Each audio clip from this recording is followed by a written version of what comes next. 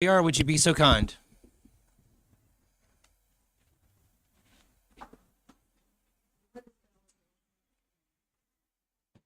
I'm God and Father of God. Give thanks and praise for this day and for the many blessings you bestow upon each and every one of us, and you bestow upon our city. And Lord, we have for guidance, wisdom, and recommendations that we make tonight. It all be the best interest of our children, best interest of our place we've got community, as well as employees throughout Irondale. All of this be a means of serving all of these interests. We also pray for Counselor London, who's on his way here. We pray for his safety and protection. Get him here safely.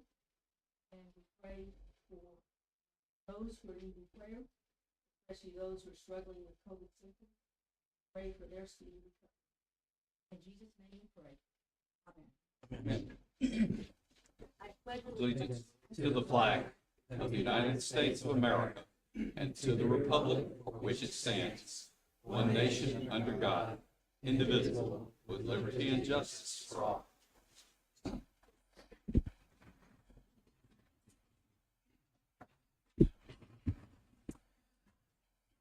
All right. Thank you, everyone, for joining us this evening. We have a very packed agenda.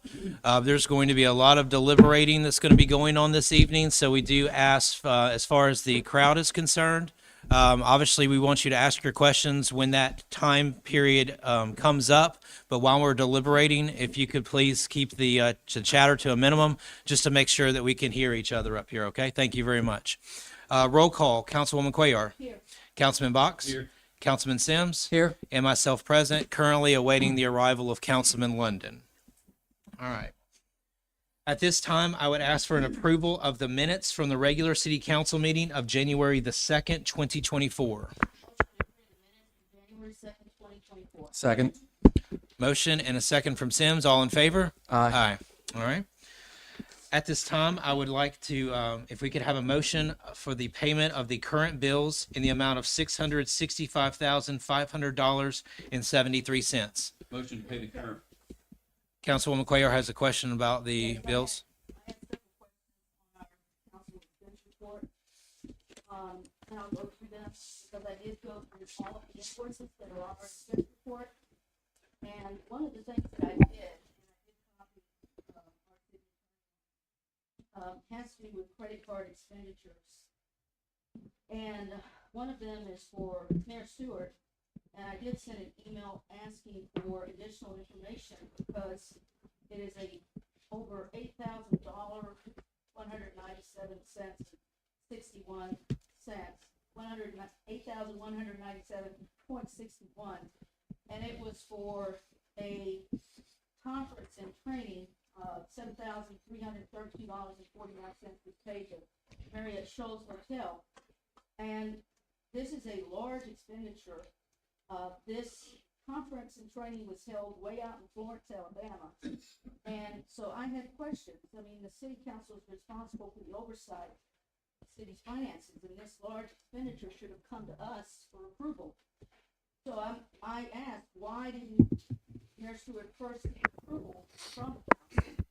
And secondly, because Florence is 2 hours away, did you consider less expensive and closer facilities that would have been adequate? Then there's also the issue of cost of fuel for the long distance travel to get to Florence. And I asked if he took these costs and distance into account, and if so, how is this being a good steward with the city's public funds?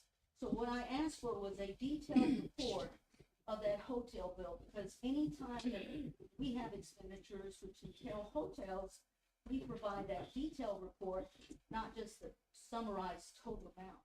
Because there it has the rooms, how many rooms were rented, who was in these rooms, and so on. That's our role as a council. I asked for this information. I did not receive it. And then secondly, there is a capital expenditure on this credit card that is for $28,000, $894.96. Here again, the council was never told about this capital expenditure. This expenditure was for 500 chairs, cushion, vinyl panel, 500 ivory, 500 gold chairs, so 1,000 chairs, a capital expenditure for the Irondale Civic Center. We should have been told about this, and yet it was not done. And I am asking why we were not told about this. As you know, that building will more than likely be demolished at some point in the future. And this is putting the cart before the horse. You're going to be buying chairs. What if that decor, everything else doesn't match? But the real crux of the matter is, why wasn't the council told about this capital expenditure, receive the approval before moving forward? This is a large dollar item, and I would like invoices for the hotel bill that gives me all of the rooms that were rented, and I would like answers to these questions. Okay, so let's take it one by one. We're not necessarily always front loaded with what an expense is going to be, because there is generally a line item and those items are usually budgeted. Now, I know we have a training line item. I would assume that something of her first query would probably fall under something like that as a budgeted item. Yes, the first question I would like to ask, in the last 3 years since you all have been up here on the council, how many training requests have you all approved for city employees? And also, if I can remember correctly, the council went on a retreat to Ross Bridge about a year ago. So I'm trying to figure out exactly what the difference is, but the short answer is this. There is $22,000 on the training budget in the admin department. Because this is a budgeted item, I do not have to come to the council and ask, can you all approve it, because you've already approved the budget. There's a $2 million capital budget for the Irondale Civic Center, which means that those chairs for $26,000 would fall under the budget of the capital budget that we have here in the city. Again, these are items that are already budgeted. My comment on that, we have never been given a budget. Never been given a budget. I'm going to stop you right there, Councilwoman Cuellar. We have been provided a budget. The budget was reused from the previous year. We have been provided the budget. This is the budget that we are working on. We approved it. We extended it. Mayor is correct. Is there another line item that you would care to speak about? Why?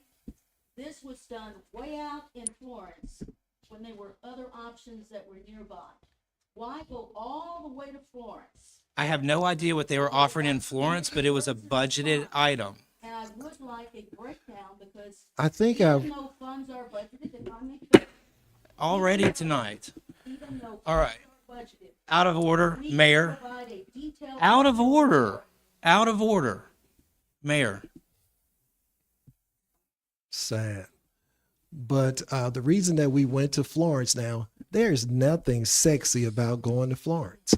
If we would have went to the lodge at Gulf Shores in Orange Beach, I could see a lot of questions going on about going down there during that time. But the reason that we went to Florence, because we wanted to get away to go over the goals that we have for the city, to talk about the vision and the things. We did team building exercises. We talked about the vision of the city. We talked about how every department was going to play their role in making sure that the city was successful as we enter into the fiscal year 24. I have the itemized budget. I have no problem with giving you the budget. Matter of fact, I can tell you the price of the rooms. It was 15 individuals that went with a room rate of $169 per person.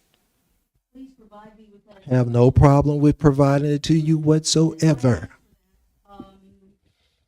On the 14th, I sent that email. I did not receive it. Had I received it, this would not be an issue. Fair If enough. my questions would have been answered then, this would not have been an issue. Fair enough. Because they are not answered, I'm asking the questions now. And it's been And I explained. would like Do that you detailed hotel, receipt, okay? remember, you are a vote. If you're not happy with the expenses, you've been provided the answer. I understand it wasn't provided to you in the desired timeline. I get that. Okay, I get that. It's been explained. Are there any other questions about any other expenses? I did send Please. no emails in response to the items on this expense report. The first have to do with, we have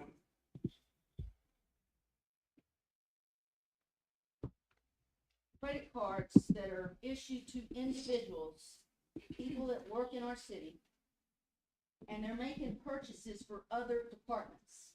Okay, that is not a best practice. That ought not be going on. If you are issued a credit card for your department, you need to make purchases for your department, not some other department. The second point is, there are credit card purchases with no detailed information, no explanation as to what this is for, simply receipts, that are made with, as far as I know, this individual hasn't been at the senior activity center for a while, Susan Clark. And we have a person that's not Susan Clark making purchases. That is imprudent to be using somebody else's issued credit card purchases.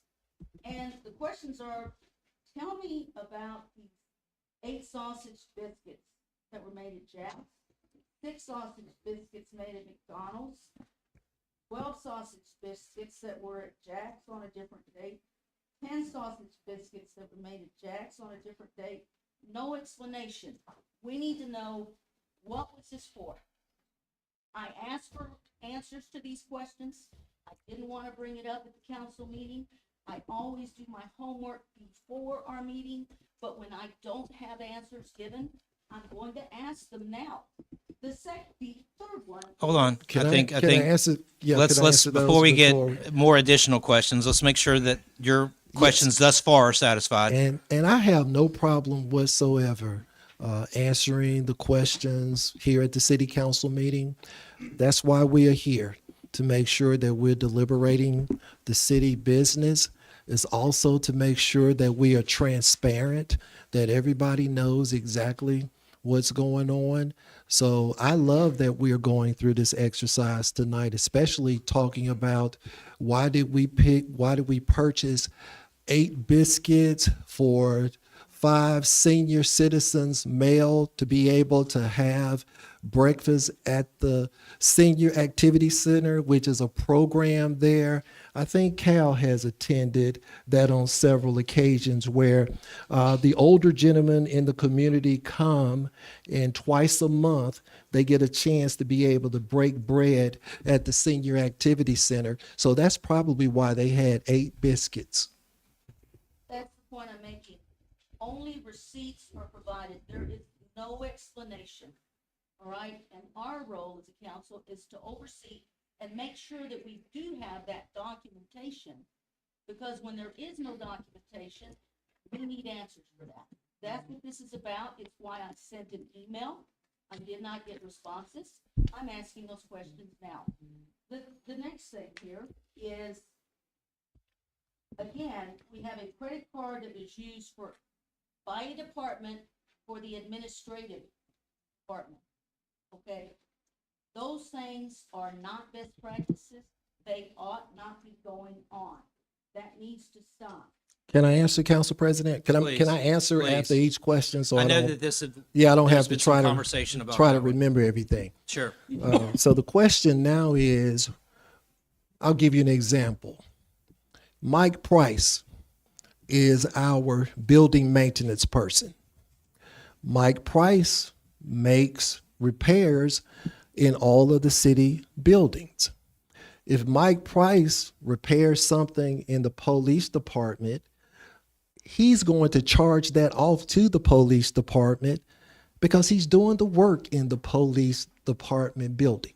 Now, I know some people may not know everybody that work here at the city, but you all are not responsible for doing that in the first place. So when you see charges that are in a different department, it's the same way with the fleet. The fleet work on every car in this city. So when they charge off an expense, they charge it off to the department that they're working on or in. If they're working in the police department, it's charged to the police department. If they're working in the fire department, they charge to the fire department. I don't know what other best practices you can create when you're charging expenses off to the department where the expenses are taking place.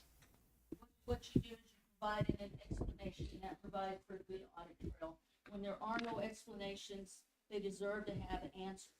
That's why I sent the email, to get answers to these questions, because when you look at it, it doesn't appear to be something that is acceptable. That's a fair observation. So. Do you have any other questions about the Yes, I do. expenses? We had a large lunch purchase that was made. And again, I'm not specifying departments, but it was an Olive Garden for a little under $300. I'd like to know, what was that for? Jared, would you like to speak to that expense for me? Since I've been here, we do a staff meeting, safety meeting, last Thursday of every month. Everyone get together, talk about safety, those calls that happen that month. Seems like when everybody's able to eat, they talk more, or they open up more. Force the guys and the ladies in the office to be able to create and not, break bread and have a good conversation and get a little more in depth instead of work. You be able to talk about family a little bit after we cover the safety stuff and team building exercise. Really, that's happened for the last 3 years. Last Thursday of every month. Thank you for that explanation. I wish that I would have gotten answers to that when I asked the question. Last one I have is two purchases that were made for birthday cakes for employees. Now, that is against policy. You're using public funds for something to celebrate someone's birthdays. And those expenditures need to be reimbursed because it isn't allowed. We've already taken up the funds and plan on reimbursing the city for that expense. Appreciated having answers to those questions. We've collected the money to reimburse. In the future, my advice is that you collect the money before you go out and buy some cakes so that this doesn't come up again in the future. Those are my comments on the expense report. Councilman Box, do you have any comments on the expense report? Not to share from the dais, there are some suggestions that I could make to department heads, but I would do that through the mayor. Okay. I would like to make a motion that we approve the payment of the bill in the amount of $665,500.73. Second. Motion and a second, all in favor? Oh, Council one President? second before we final. I'll just like to say that we've created a 16-page document for all of the employees to know how to be able to use the credit card, what you can spend it on, what you can't spend it on, what documentation is required to be able to submit with all of that. So I just wanted to let you all to know we're ahead of the game. We already have that in place. And if you all want a copy to be able to read it for your enjoyment, Lee, please send it to them. That being said, we have a motion and a second on the floor. All in favor? Aye. Aye. I'm going to abstain until I receive the hotel. Fair enough.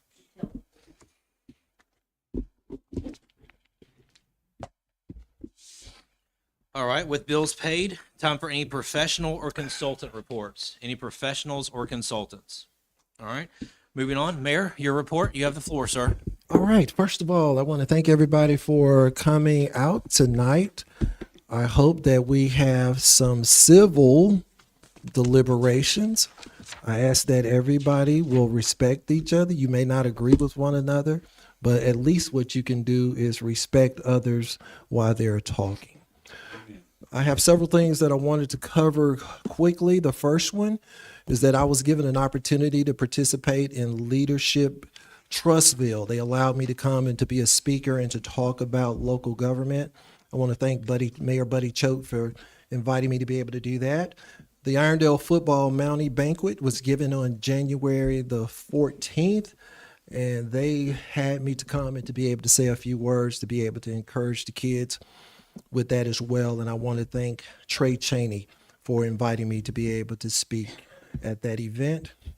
The Jefferson County Mayor's Association on last Wednesday elected me to be able to serve on what is called the MPO board, which is through the Metropolitan Planning area there, or the Regional Planning Commission. So I'm looking forward to do that as well. Also, during the last 2 weeks, I've had a chance to be able to write 2 blogs. I don't know if you all have the city app, but if you go to the city app, I have 2 interesting blogs on there that I would love for you to read. The first article is called "The Attempt to Silence the Mayor," a wonderful document that was put together that gave a awesome explanation about what took place at one of the committee meetings. And the second document that was published on yesterday is called "Stronger Together," which means you may not like me, you may not love me, but at the end of the day, we all got to work together. We live in the same city. We want the same thing. We all, I hope, want the city to be successful instead of failing. Since you live here, I wouldn't want to live in a boat that's going down. I would love to live in a boat that is going in the correct direction. But I think the articles are back there on the table. So please take them with you tonight and to enjoy them for your reading. And I would look forward to receiving comments on that as well. The city of Irondale, for the first time in a while, had a warming station on this weekend. It was extremely cold. I want to thank Chief Wiggins for taking the leadership, being able to set that up. We had it right here in the council chambers, and we also partnered with Church of the Highlands to be able to provide supplies, blankets, and snacks for those individuals that would come in the event that something happened to them. Again, I want to thank Church of the Highlands, and I also want to thank Chief Wiggins for moving that forward. This Saturday, and Aaron, I won't talk a lot about it because I want you to get a chance to be able to share a few words, but the Steel City Rollers had their first roller derby event there at the Civic Center. Councilman Sims and myself got a chance to, they didn't allow us to put on some skates, but we did. As a matter of fact, they want us to come back and to be able to do it, but I've never skated in my life, Aaron. So Councilman Sims, that's going to be some work that I have to do in that area. But it was fun to see the young people enjoying themselves, knocking each other down, and everybody was kind of happy in the process. Also in March, I'm looking to start which is a executive business roundtable. I want to be able to invite the business community, the executives in the business community, owners in the community to come in, if you all would like, on a quarterly basis, to be able to allow me to share what's going on in the city. But it also gives you the opportunity to be able to dialogue with me, ask me questions, talk about your business, talk about how we can bring business to the city that is similar to your business, to make sure that we are helping the city of Irondale to grow. We're looking to doing that in March. If you are interested in doing that, I will ask you to reach out to Ms. Emma Tolbert, provide her with your information, and we're looking forward to having that first roundtable. And also, I want to say that idea was birthed from a conversation that I had with Joe Limbaugh. Joe's sitting back there on the back row tonight. So we're looking forward to getting everybody in the business community together and talking about certain things.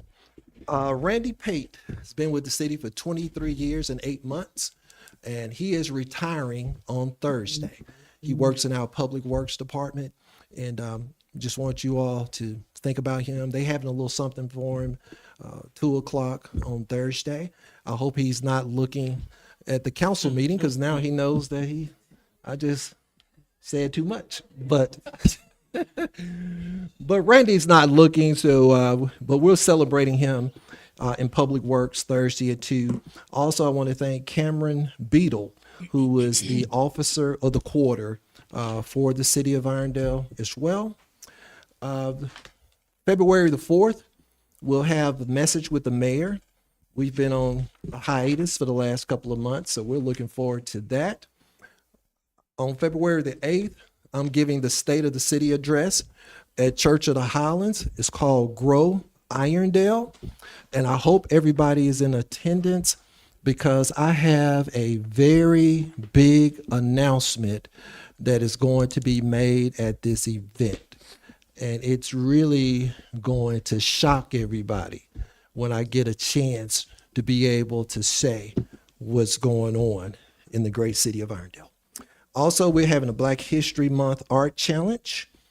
We're having CPR in the community. I don't know if you all saw me giving CPR a few days ago, but we're out opening that up on March the 9th. And then we're having a Young Entrepreneurs event on Saturday, April the 6th at Shades Valley High School.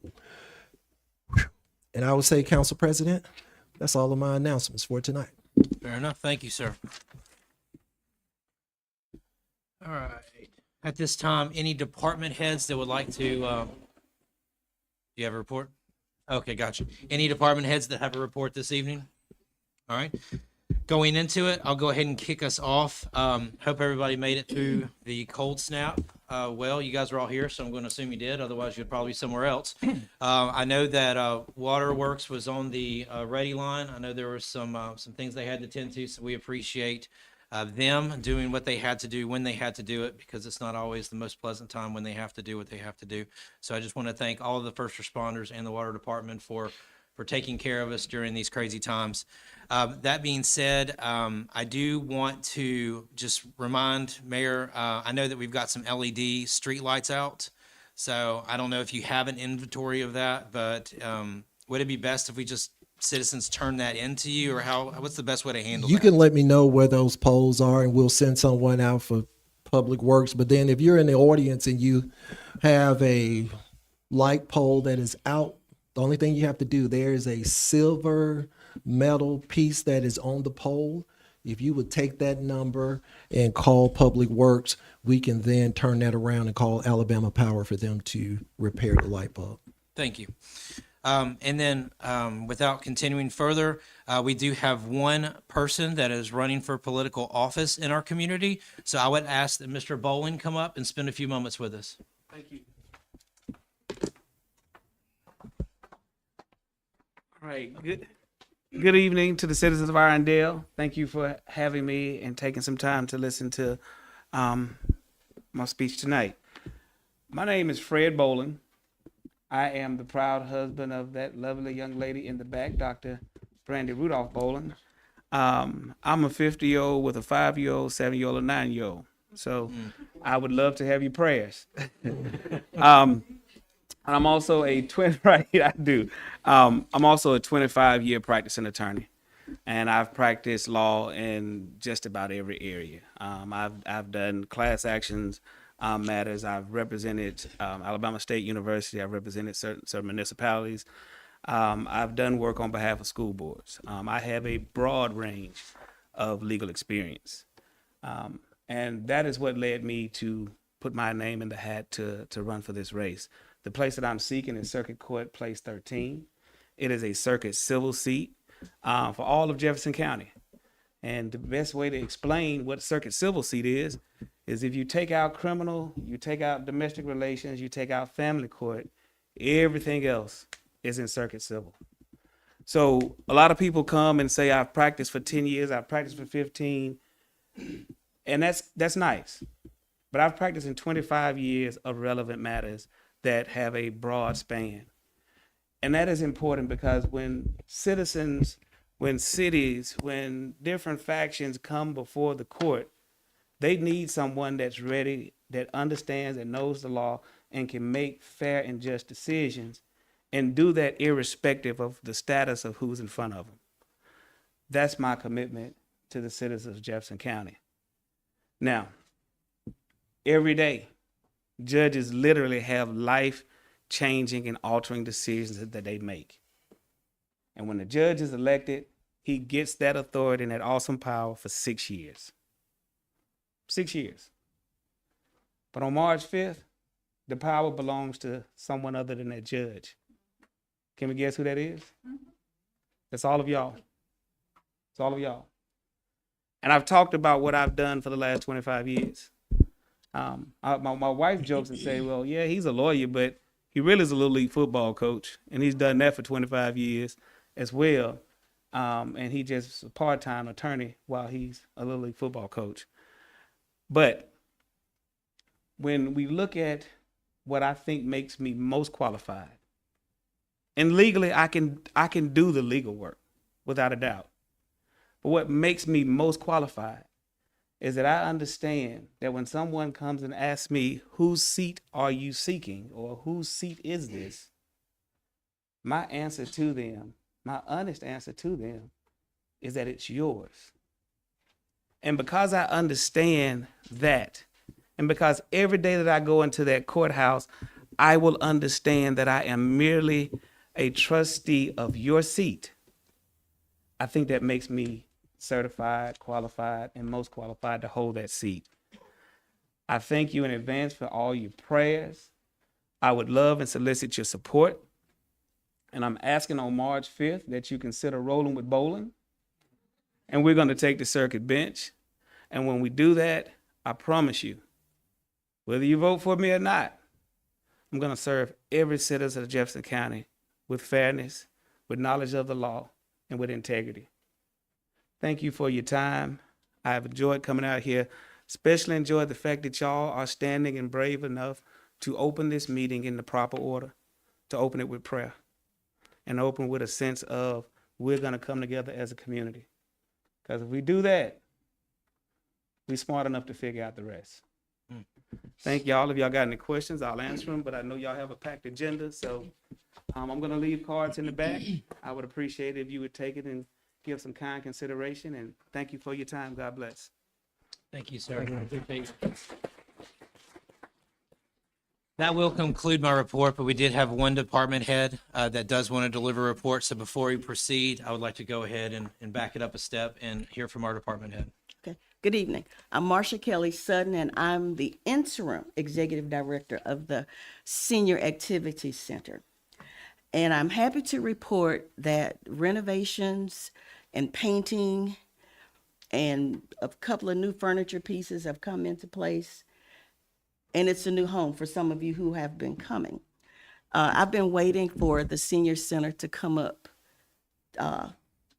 on a meeting since I've been there, and I'm fairly new at this. I'm not new at supervising or doing programs or managing. And what I've been doing is strictly going by the rules and regulations that I have been given. So for those of you who don't like some of the things that are happening, it's things that have been on the books before I got there. For those of you who are willing to accept the change and come in and be a part of what's happening and even offer suggestions about things that you want to happen, I'm open to that. We've implemented the membership fee started in January. It was something that was evidently put in place in June of 2023. I was not a part of that. But you got to know, and those who know me, who've had an opportunity to work with me, will know that I am by the book. I don't apologize for it. I'm willing to work with the community, and it's everybody's center. It's everybody's center. And those people who have come to see, you got to see how beautiful it is. We even put Miss Kilgore's picture out in the front, since she was the one who actually started it. And we'd love to have some Irondale information about the center even before now. But everybody's welcome. And do I want your $25? Yes. And if you are not an Irondale citizen, do I want your $50? Yes. And when you ask what that goes for, and I just tell people, I don't know how it works, but I just submitted a $1,500 light bill, I think, the other day. So when you come in, you got lights. If it's warm, you have air. If it's cold, you have heat. And when you use the bathroom, you can wash and flush. And those are good things. And here recently with that, we're actually able to purchase birthday lunches with some of those the dollars. So if you come to at least 2 birthday lunches, you've gotten your money back. And then you get to line dance. We have some people playing board games. We had a bridge group, mahjong. We got the arts group. And if it's something that we aren't doing that you know how to do and you want to come, by all means. I'm there generally I try to be there at 10. I'm usually there at 8, and I'm usually there until it closes or even after. But we are open to suggestions. It's your community, it's your center. Make it what you want it to be. And that's all I got to say. So those people who are complaining, I am your person. Talking to Wynette or Doug won't help you at all. Thank you. Thank you. Of that being said, Councilman Sims, your report. Thank you everyone for coming out. We had the Holiday Gardens Neighborhood Association met in the Irondale Civic Senior Activity Center last week, and it looks good. I forgot they were painting and stuff, so I walked in, thought I was in the wrong place. The mayor mentioned the Steel City Slayers Junior Roller Derby that happened Saturday. If you've never seen roller derby, the next one I think I was looking for a date. It's sometime early in February. They'll be out there again on a Saturday doing a doubleheader. They've got the younger kids or less experienced kids in the first bout, and then the larger, more experienced kids in the second one. And the second one is definitely a lot more physical than the first. Seeing a bunch of kids on roller skates trying to stop each other from doing stuff, and it's a pretty impressive sport. Highly recommend. I'm glad to have them back. Hopefully we can keep having them have bouts. We had kids and families from Rome, Georgia, and actually one of the teams was a conglomeration of kids from all over. So they had some people from Tennessee, from Georgia, and all around Alabama that were, on other teams, but then came together to form a team for the first bout. So they draw people from all around the Southeast. So hopefully we can keep them coming back. It was pretty neat to watch. And that's it. Councilman Box. Well, thank you, Council President Spivey, and thank you, Aaron. Ditto on the thanks for everybody attending. One comment's going to be ministerial, guys. And forgive me if you're not a Christian person, but how sweet it is when brothers and sisters dwell in unity. Now, a lot of times we start pursuing our agendas and we forget about being unified and forget about love. We forget about kindness. We forget about grace. We can disagree with each other. We can always be kind. There's things that come out in blogs and things that come out on Facebook where you think you know somebody's heart, you know their intention. You don't. Make a phone call and find out what the intention is. And keep talking. Keep the dialogue open till you understand each other. Don't shut each other down. And above all, don't try to defend yourself, because if you believe in the higher power, he'll defend you if you're in the right. And if you're not in the right, he won't. That's my comments. Thank you. Thank you. And I see that you got Councilwoman Cuellar's mic on. I got a text. Yes, about that. I got a Okay, text too. perfect. I want to make sure that was on before a report. Councilwoman Cuellar, the floor is yours. Yes, good evening, everyone, and thank you so much for being here. This one is for Council President Spivey. I'd like to request a Finance Committee meeting to discuss 2 items, and one of them, I was surprised to hear it, is to discuss a credit card policy for the city. As you know, I have been working on this since June of last year. Presented that to our legal so that she could look over it to make sure that everything was very compliant. She in turn passed it on to the mayor, and I put that together, and I worked very hard based on other municipalities sharing their credit card policies with me, okay? And those policies had to go to the council to be approved, all right? It's not something that anyone else can do in the city. It needs to have the council's approval. And for that reason, I'm requesting a Finance Committee meeting to discuss our credit card policy for the city. And the second is to discuss a proposal that I would like to present, which addresses the issue of variances on several line items in the city's budget. As you know, I've been saying for 3 years that we needed to address the issue of line item variances that are up or under the 10% variance, okay? Over or under the 10% variance. But as you know, Mayor Stewart has been of the opinion that all we needed to worry about was the bottom line. Well, as you know, the need to address this issue has now been recommended by the city's auditors after they completed our fiscal year 2022 audit. With this in mind, I would like to present the way in which we kept line item variances over or under the 10% variance during my previous banking career. So I would like to request that, Council President. Do If you we have a can- date in mind? Well, I was going to ask if we could check our calendars to set one up. I'm personally going to typically lean to putting it before a regular council. That's my default. So I would add, that would be my preference, but I'm open Okay. to you guys. Well, we have the 6th or the 20th to work with of February. So counselors, are you good with the 6th or the 20th of February? I won't be here the 6th. Okay, how about the 20th? The 20th will be coming off of President's Day, just so everybody is aware in case anybody's going out of town. I'm Gentlemen? fine with the 20th. I plan on being back on Tuesday. I'm fine with the 20th, but I think we need to hear from the mayor because if he's going to be one of our primary guiders, then we need to see when he can be here. I think that's fair.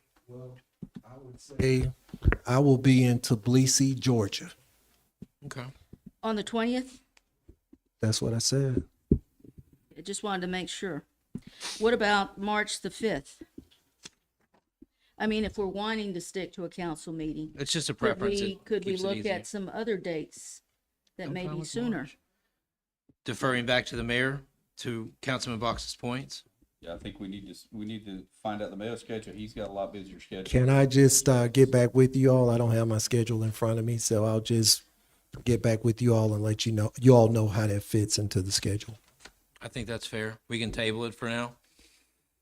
Obviously, with the What I'll goal of do is getting it done. I'll send an Yes. email to everyone to check your calendars like we Right. did the last time. Okay. We'll do that. Perfect. Okay, so the second item I wanted to report on is just a quick date on my conversation with our city attorney on the issue of whether or not we needed to get bids from financial institutions for managing a 1 million Treasury ladder bond portfolio and our OPEB fund. You may recall that Mayor Stewart stated at our council meeting back in the 5th of December that we needed to put this in a newspaper, and our city attorneys confirmed that state law does not require us to do that. So I'm moving forward with requesting quotes from financial institutions because having more than one provides us with more than one option and enables us to choose the financial institution with the best rate of return at a comparable lower fee. And this also ensures that the best interest of the city is at the heart of any decision we make. So I wanted to update you on that. Now, Mayor Stewart, you mentioned at our council meeting held this past January 2nd that you had 2 organizations that are interested in having an opportunity to submit a quote. So if you can please send me the information no later than this Friday, January 26th, I'll keep them in the Okay. list that I have, and I'll be happy to include them Okay, in that Council- email that goes out. Okay, Councilwoman Cuellar, Yes. I won't be able to provide you that information by Friday. But I also want to say, I never said that we had to go out and do an RFP. I was being facetious. I was being sarcastic because I had already told you that you didn't have to do that, but you was hell bent on going out and doing an RFP anyway. Mayor Stewart, that is really uncharitable. Really uncharitable. But that's all right. If you can please provide me with the names of the 2 organizations, I would appreciate it very much, sir. But we really need to be moving forward with getting these requests for quotes from financial institutions.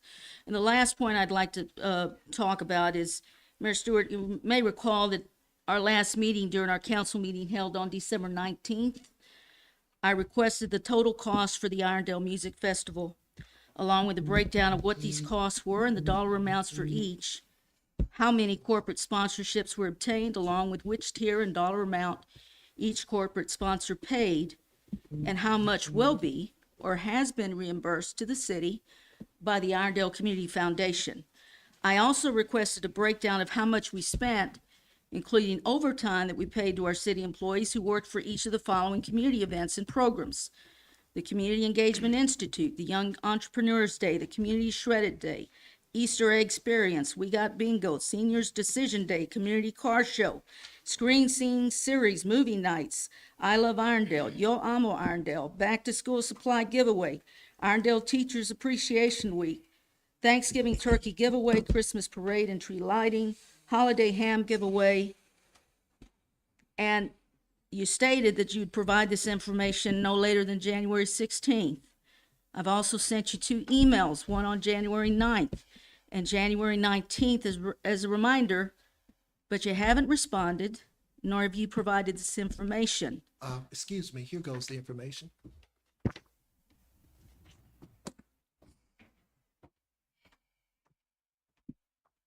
Thank you. Welcome. Here you go, Councilman Fox. Thank you, Mayor.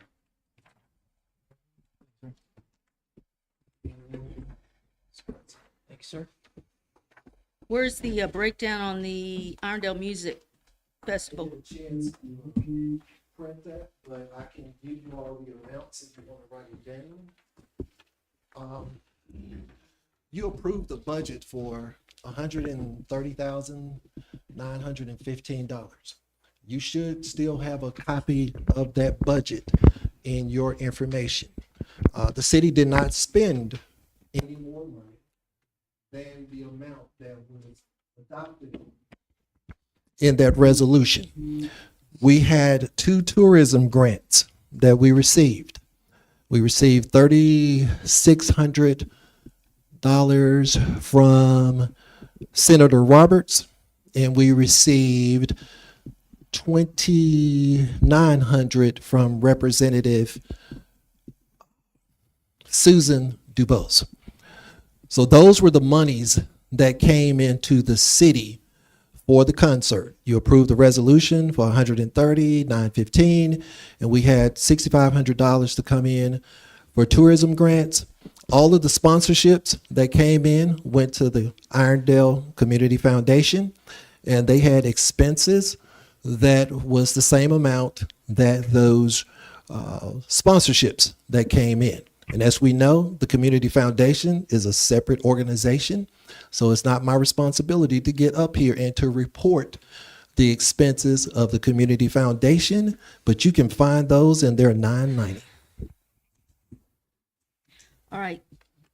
When we approved the resolution for this expenditure of $130,915, we were told that the Irondale Community Foundation would be collecting corporate sponsorships on behalf of the city, and those dollar amounts would in turn be returned back to the city to offset this $130,000 and $130,915.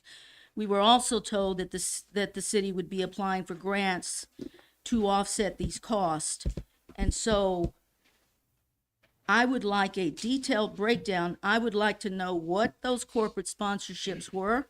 I would, as I noted in my email to you, I would like to know the tiers. I would like to know how much was reimbursed to the city, because that is what this council was told before we approved the resolution. I did not say that. This that. money would come back to the city. I did not say Mayor, that one moment. this year. One I moment. said that the first year Sir, that if we you had will the let me concert. finish and not interrupt me, I'm going to very silence much. the floor right now. All right, is there a way for her to get this information from the non-for-profit? Like, I know you mentioned they're 990, the foundation. Is there a way to get this information? I have no problem whatsoever. Okay. Does she need to contact someone at the foundation? Is there a preferred contact for that would be able to supply that? Since it's a separate organization, I was not going to ask you to Yes, make that connection. She would need to contact Miss Carolyn Jones. Do you have Miss Carolyn Jones's phone number? That is not what we were told. What we were told was what I just stated. And I'm attempting to fulfill that I for get you. that. I I'm get attempting that. real hard to But fulfill here's, this. Here's my response to that is, I requested this on December 19th, and I have not yet received this information. Why was I not told that? I cannot Why- attest to someone else's action or inaction. All I'm trying to do is provide you a pathway to get your information satisfied. That is all I'm attempting to do here. I will contact Ms. Jones, but this council has been misled. I'm not going to All accept right. any comments that are arbitrary. I understand you've done a very good documentation on your follow-up. I get that. I applaud that. I'm trying to create a pathway for you to be satisfied on your query. I will follow through on that. Thank you. But we have several of these items on our agenda tonight, and it is why I requested this information on December 19th. Because Okay. I cannot approve a request without having dollar amounts, okay? Does this satisfy your question around your questions not. and your Thank you. report? Thank does you. not. Does that conclude your report for the evening? Yes, it does. Thank you.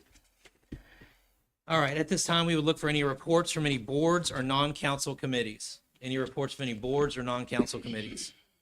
All right. We do not have any public hearings on the docket tonight, so we will move past that. We will transition into council deliberation on agenda items only. We've got a few, so just hang in there, and I apologize ahead of time if I get lost on an item.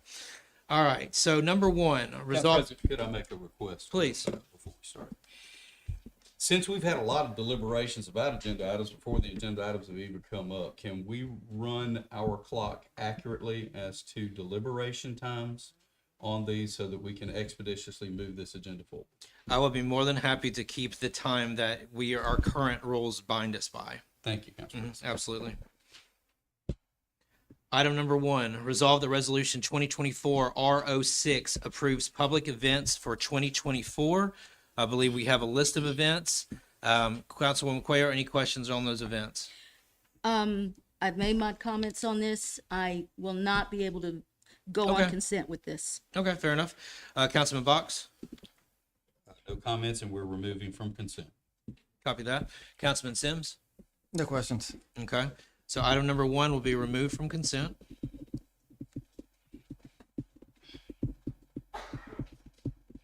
I do not have any questions on that item as well. Item number two, resolve the resolution 2024 R07 authorizes the execution of an agreement with Tyler Technologies, Inc. For use by Tyler SaaS Cloud Services in an amount not to exceed $29,713. Let's see here. I know it's cross-location information sharing. Obviously, there's some backup involved. Mayor, is there anything else that you want to say about this particular item? No, you covered it, Council President. Thank you. Councilwoman Cuellar, any questions? Yes, I'm looking at the quote that was provided as well as the supplemental information. In the detailed breakdown, they mentioned that they're going to automatically reconcile bank statements to general ledger cash accounts. And what happens when there are issues and you can't reconcile the bank statement? Because that's one question that I would like is when was the last time that we reconciled the bank statement in the city? And what happens when we've got issues where you can't reconcile? You're referring to basically balancing the proverbial checkbook? That's correct. Mayor, that I would have to defer to you on that. Yes, could you ask that question again, Councilwoman? Yes, it's two-part. Okay. It states that it automatically will reconcile the bank statements to the general ledger cash accounts. So what happens when there are issues and you can't reconcile the bank statement? What happens there? Okay, well, right now at the present time, we are manually reconciling the bank statements on a monthly basis. The reason that we're going to a download, because the download would reconcile the bank statements instead of having the individual to do it, which means that it's much quicker and it's more efficient to do it that way than to try to do it by hand. Okay, and the second question was, when was the last time that we reconciled the bank statement? The last time the bank statements was reconciled, this would be January, so we just got December statements. So the last time the bank statements was reconciled So, well, let me put it to you this way. The bank statements are reconciled every month, Okay. But the last one was in December, right? December. Okay. Statement printed in December, reconciled in January, because I'm sure the statement's printed Yes. the last business day of December. Yes. Okay. And they talk about a budget manager, which creates main budgets for historical, current, and future years, as well as the consolidated budget prep forecasting. My question is, how detailed is that? When you talk about historical, is that done monthly? Is that done, are we able to put in a queue? Hey, I'd like a monthly one for this because I want to take a look and see where we're at. Okay. I don't understand your question when you commingle historical with current. So which question are you asking? Are we pulling out historical information or are we pulling out current information? Well, usually the way it works, sir, is when you're working on the budgeting process, you do look at historical, but in the banking industry, what we did was we looked at the historical, but we broke it down by month. So we could see how far off were we during this month last year? And then the next month, how far were we off that month? And I'm coming from a variance standpoint to get an idea of our variances, and that's why I'm asking the question. Okay. Will it have the ability to do that? Well, I'm coming from a governmental perspective, municipal government perspective. They work the same way. Can I answer the question? I mean, I work in the software, so I know how the software work. If you want to be able to get historical information, then you have to put the information in there to go back to pull the previous fiscal year. So you don't automatically pull the current and the fiscal year in the same report. You have to go back and use that information and pull it separate from the current information. Okay, so you're saying we're currently using this. Yes. All right, It's just a matter of printing a report for fiscal year 23 Right. versus 24. but you're saying that we're currently using this software, correct? We've had this software since 2016. Okay, good. That's what I was wondering because it's talking about the software, but it doesn't say whether it's a upgraded software. I'm assuming that this is a new software that you're purchasing. It doesn't say it's an upgrade. It doesn't say anything about being a new software. What it does talk about is giving us the ability to put our information in the cloud. In the event that something happens, we can pull all that information down and continue to move as if nothing happened. There's nothing in there that would lead any reasonable person to think that this would be a new software purchase. Does that satisfy your question It on that? does, but Thank you. this is a quote, okay? And so that's why one can assume that we are purchasing this software, okay? Councilwoman Cuellar, when we first purchased this software, we paid 6 figures for this software in 2016. I have Thank no you. further questions. Thank you. Councilman Box? No questions, and it can remain on consent as far as I'm concerned. Copy. Councilman Sims? Same. I have no questions. Councilman Box made a motion to put this on consent. Do we all agree? Yes. Yes, Yes. Item number 3, resolve the resolution 2024 R08 authorizes the execution of an amendment to the agreement with Gardner Architects LLC to amend the budget and the scope of work for the new municipal complex to include the Irondale Water Department and the Irondale Building Inspections Department within the new municipal complex. Pretty self-explanatory there in regards to the revisions. Anything you would like to say about that, Mayor? Know that the original contract did not include inspections and the water department, and it did not include the new evidence tech room for the police department. Gotcha. Councilwoman Cuellar, any questions there? yes, I do. If you'd like to move on, I need to go through my notes real quick, so I'll go ahead and ask that you come back to me. Councilman Thank you. Box, do you have any questions on this agenda item? No, I'm glad to see that we're actually going to combine the water and inspections Exactly. and the new evidence room into a one, maybe not building location, but one area. I think One that's great, and package. it could stay on consent for my opinion. Councilman Sims, any questions here? Same as Councilor Box. Okay, and I would echo his question as well. Councilwoman Cuellar, we've made our rounds. We're back to you. All right, very good, thank you. Well, first of all, I have noted to this body that we have not received budgets for any of these projects, no budgets. And I'm not comfortable with this at all, because if you can recall, back in 2020, when a project was done, and I'm going to use Ruffner Park Phase 1, the budget, there was a budget in that proposal. I have it right here. And it was very clear. We understand the city's Phase 1 budget to be 650,000 to 750,000. Right? One moment. So we had this Just, information. if you have an objection, state the objection. I'm stating the objection. We I'm do not explaining need a why. history lesson from a 2020 project. I understand the point you're making. There was a budget around that project. Right. You are not happy about this proposal because you don't feel that you've received a budget for that. We That have is your not grievance. received Okay. enough information Yeah. and budget information. Everything keeps going up and up and up. We had a budget at the Ruffner Park Phase 1, and bids went out, and when those bids came back, it didn't go with the budget that we set aside. Therefore, we rejected it. Fair That enough. is being very responsible. You're working off a budget. We did not have any budgets at all for any of these projects. Do you ask to make a motion to add it to the regular agenda? I'm asking that I cannot vote for this on consent. So my question is, are you making a motion to add it to regular? I'm asking that we postpone these and that we take a look at what are the budgets that we have to work with.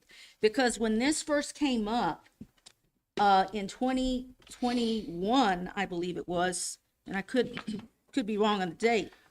Councilwoman Cuellar has It made a was- motion to postpone this. I Yes, I understand your am. reasoning. I'm making a motion that we postpone Thank it you. because we don't have enough information. I understand your grievance. Councilman Box, there's been a motion to postpone this item. You've already agreed to keep it on consent based on your prior comments. Have you changed your mind, or would you like to see it put to a vote on the regular agenda? If it cannot stay on consent, then we'll put it to a vote on the regular agenda. Copy. Similar question, Councilman Sims. Put it to the regular agenda if it cannot be made on consent. Correct. My comments stand with Councilman Box. We will move this item to the regular agenda.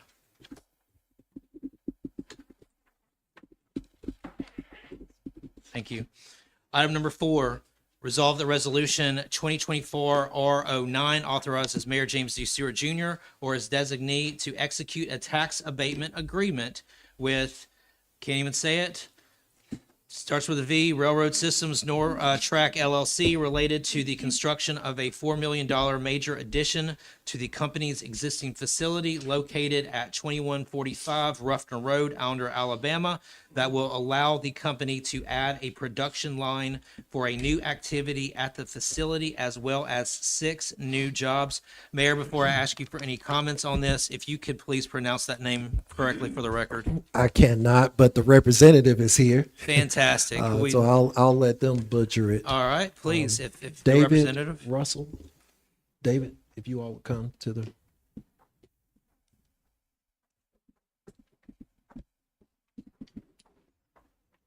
Greetings, fellas. Good evening. All right. If you could tell us a little bit about what you're intending to do, and then we may have some questions for y'all. Good evening. Appreciate the opportunity to address you. My name's Clay Johnston. I am Vice President of Risk Management for Voiced Alpena Got it. Railway Systems Nortrack. We were happy to join the Irondale community of businesses in 2001, and we have successfully expanded our plant here in Irondale. This particular line will allow us to create fasteners that will be used predominantly by Norfolk Southern in the millions, and to essentially tie rail to railroad ties in the field, and will allow us to increase our opportunities for employment, as well as further cement our long existing relationship with NS. So I don't know if there's any questions that you might have. We make turnouts, switch machines, crossings, and signaling for railroads. Before we take up questions from the council, anything you want to add or comments, Mayor? I would just like to say that this is a tax abatement that they're receiving that has been established by the state of Alabama. Because of the size of the project, 6 employees are coming along with it. It qualifies for up under a statute or code that they have at the state level to allow them to come and to ask us to participate in this tax abatement. So on a second grade level, that means essentially that, It's okay because it's in the state statute. perfect. Thank you very much. All right. Councilwoman Cuellar, any question for the gentleman? No questions, just very happy to have you in Irondale, and we look forward to a continued relationship with you. Thank you, ma'am. Councilman Box, any I questions have for the no gentleman? questions, and we could leave it on consent for my. Gotcha. Councilman Sims, any question for the gentleman? Same thing. Thanks for being in Irondale, and now I know what you did. It's pretty cool. And we can leave it on consent. Okay. Same comments for me. We appreciate you being in the community for as long as you had. We look forward to your expanding presence. Thank you for very continuing much. to work with us. Thank And you. if, when we get it in, if you guys want to come see it, we'd be happy to give you a tour. That'd be cool. All right. Councilman Box has made a motion to keep this on consent. I believe Councilman Sims seconded that. Do we all agree? Yes. Outstanding. Thank you very much, fellas. We appreciate your time. Thank y'all. Yep. Item number 5, resolve the resolution 2024 R10 authorizes the execution of a professional service agreement with Witt O'Brien LLC for services involving locating and applying for both local and national grants for the city in an amount not to exceed $125,000. I understand the first part of this is more about account review that should equal about 2,500 at first, but Mayor, kind of walk us through how this could evolve. Thank you, Council President. Yes, I met Ms. Gregg through Joe Meads, who's the city engineer. We have several recreational projects that could qualify for some of the grants that are out there, especially at the recreational level, state of Alabama. We try to match our recreational on the Hope property with some of the things that the state is saying that if you all do those things, there is free money out there to be able to do it. I had a conversation with Ms. Gregg, and she shared with me that the first thing that we would do is do an assessment of what we have here at the city. And then based on that assessment, we will determine if we need to proceed. Happy, thank And you. the assessment, as you stated, was $2,500. Okay. Councilwoman McQuayer, any questions? Yeah, I do have a couple of questions. First one is, do they receive a commission for each grant that's received? It is illegal to receive a commission for a grant, so they would not receive a commission for any of the grants. It would be tied to the fee of 120, not to exceed $125,000. Okay. The second question is, we approved a similar resolution for another organization, and there were no fees for the work that they did. It wasn't until we actually had something that they would get a fee. And that seemed like a better way to go than to go this route, dish out $125,000 for 1 year. And as I'm looking at their proposal, it says that they're going to provide the city with the list of grants at Q2 that we may wish to pursue. And that's, when you tell me the second quarter, that's around March, April, May. And then after that, we then tell them, here's the grants that we want you to work on, and then they'll train and support our employees for grant award management. And So how many grants are going to be submitted by the end of the year? We're dishing out $125,000. And a lot of this work is tied up in preliminary work, and then they don't get started till after we then tell them, how many grants are we going to receive at the end of the year, and we're paying $125,000? Well, first of all, we're not paying $125,000. We're only paying $2,500 for the assessment.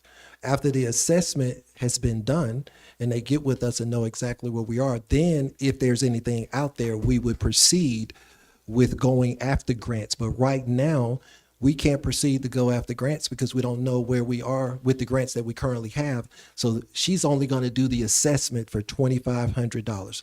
Miss Gregg is sitting, well, April just showed it to me. It's $5,000. But Miss Gregg is sitting out there in the audience. So Miss Gregg, if you want to come to the podium and Absolutely. Hi, I'm Sabrina Gregg.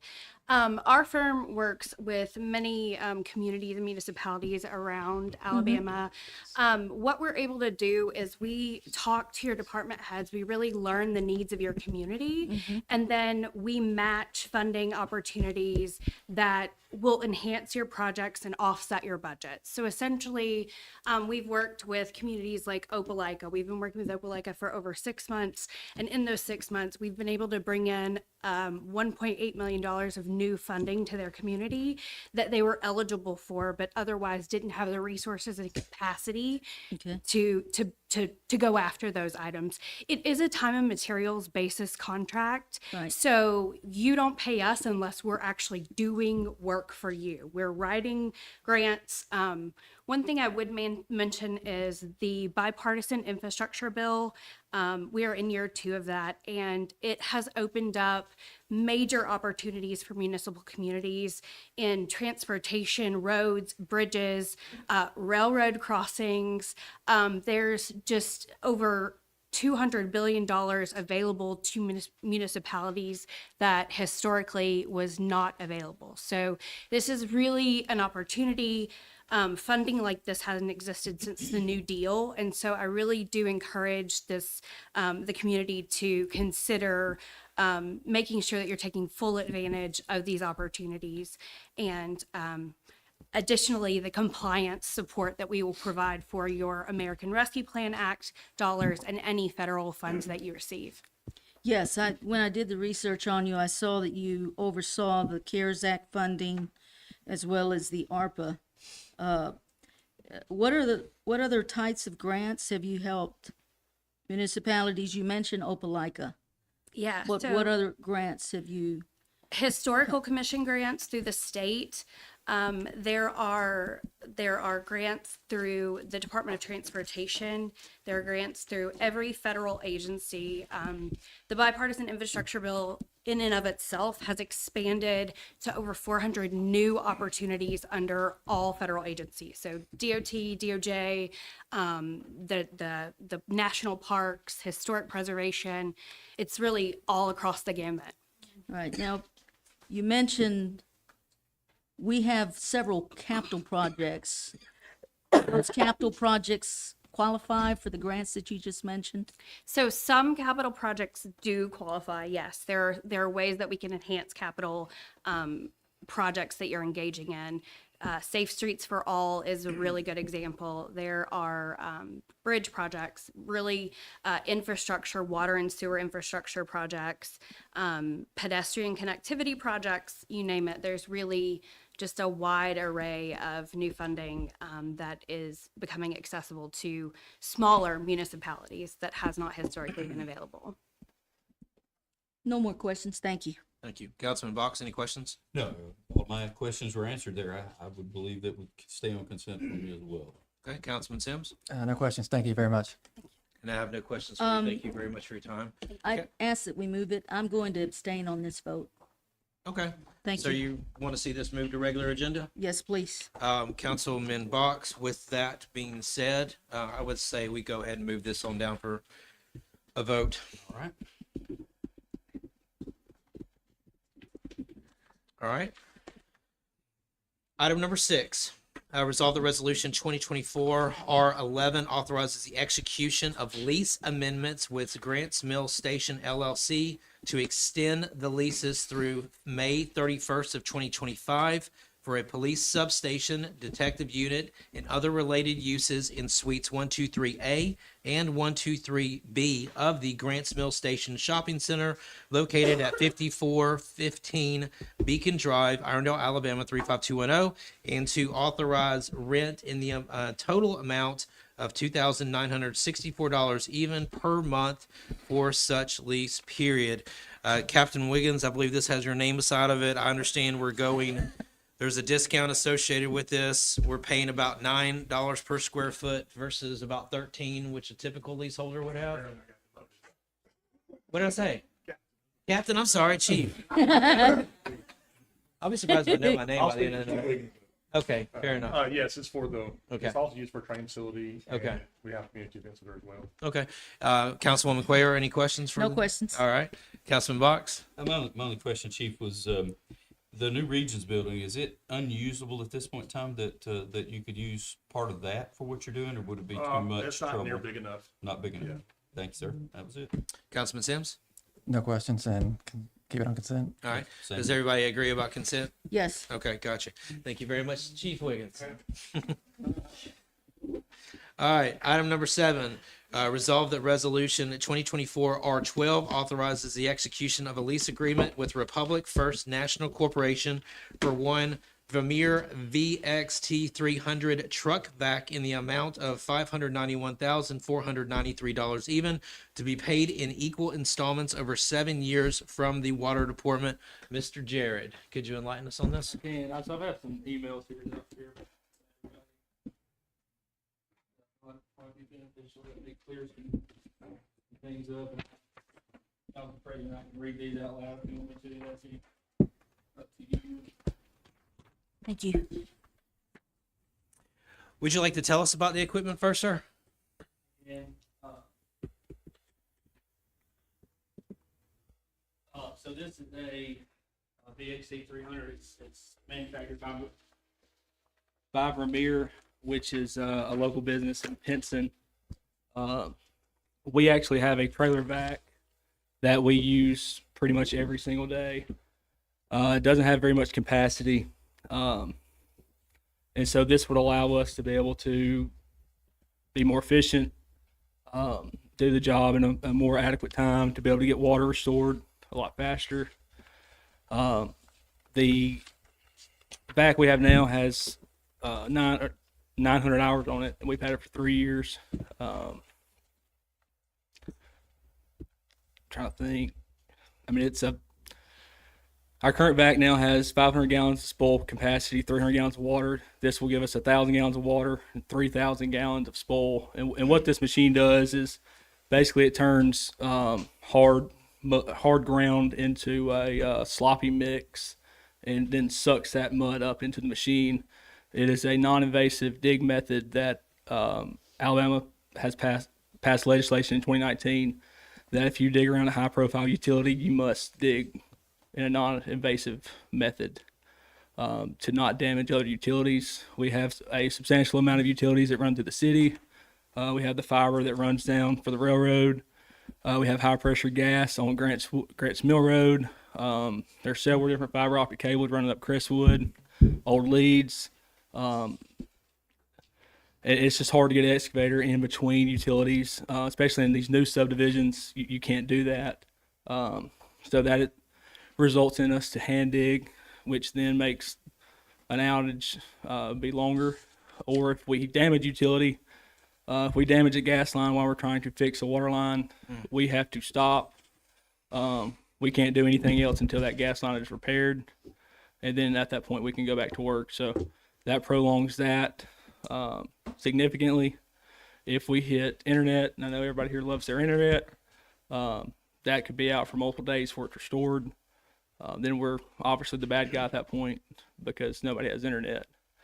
The last gas line that was damaged within the city, I think, was about $5,000. So it's very, very expensive to damage, obviously, other utilities. And that was a minor minor gas line. That was not even a high profile utility. If we were to damage, in the bend down there, there's one fiber that runs to Atlanta. If we were to damage that utility, it'd be catastrophic. You probably would not be able to use your debit card. Banks would be in a bind. So this is a very significant machine. I know the price tag is obviously pretty substantial. The reason we chose this machine is because this is the brand that we currently have. We've had 0 issues with this machine, 0 failures, cranks every time you turn the key on. So I didn't feel comfortable approaching another brand, another individual with this kind of money and experiment on something. So this is the brand that we know works. It's been a solid piece of equipment. So that's why we chose this. This will be bought off Sourcewell, which is a state cooperative program that we buy all of our equipment on: garbage trucks, track hoes, backhoes, bush hogs, anything of that nature comes off this cooperative. See, I made some notes. I know there's been one big thing, lease first purchase. On a municipal lease, this is just a finance. This is not a lease. That's what they call it, but we're just financing it. It's just not there's no buyout out the end. We own the machine after the last annual payment's made. The first payment's due 2025. So it's not an actual lease. There's no buyout to it.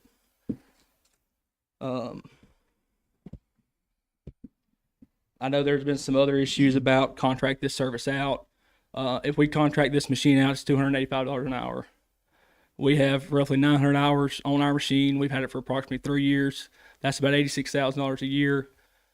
And that's on regular pay. That's not getting that machine out here on the weekend, on a holiday, at 12 o'clock at night. The water business is 80% reactive.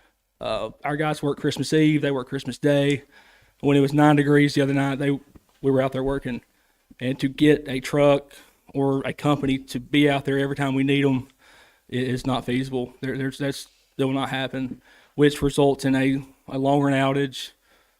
Customer satisfaction is it's going to plummet.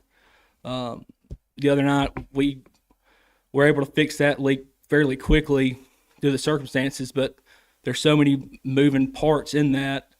If we don't get that leak fixed, because we had to get Public Works to come out there, then sand the road after we got it done.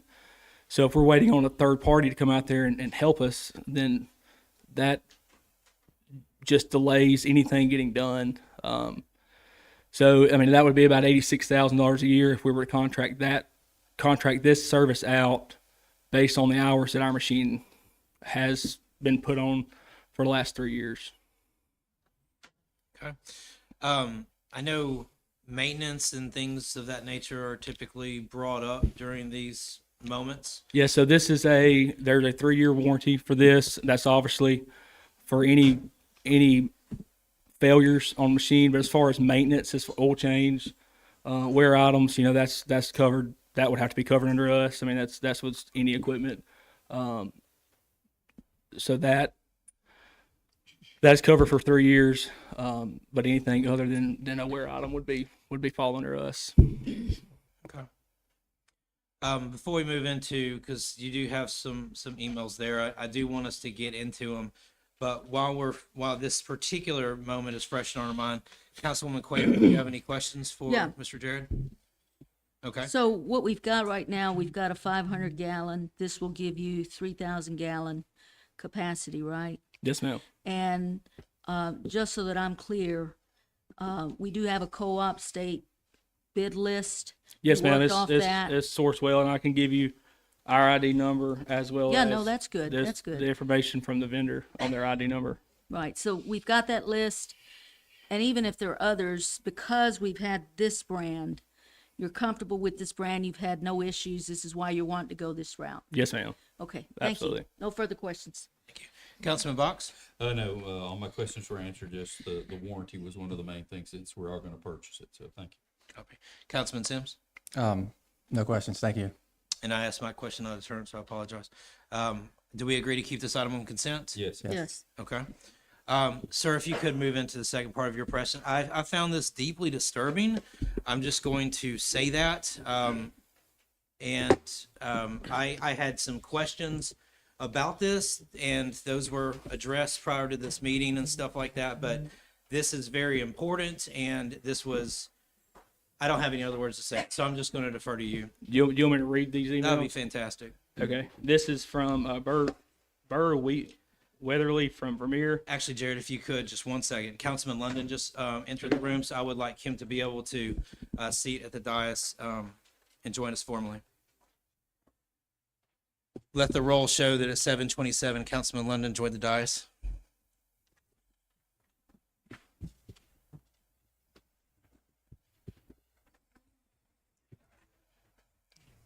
Thank you, sir.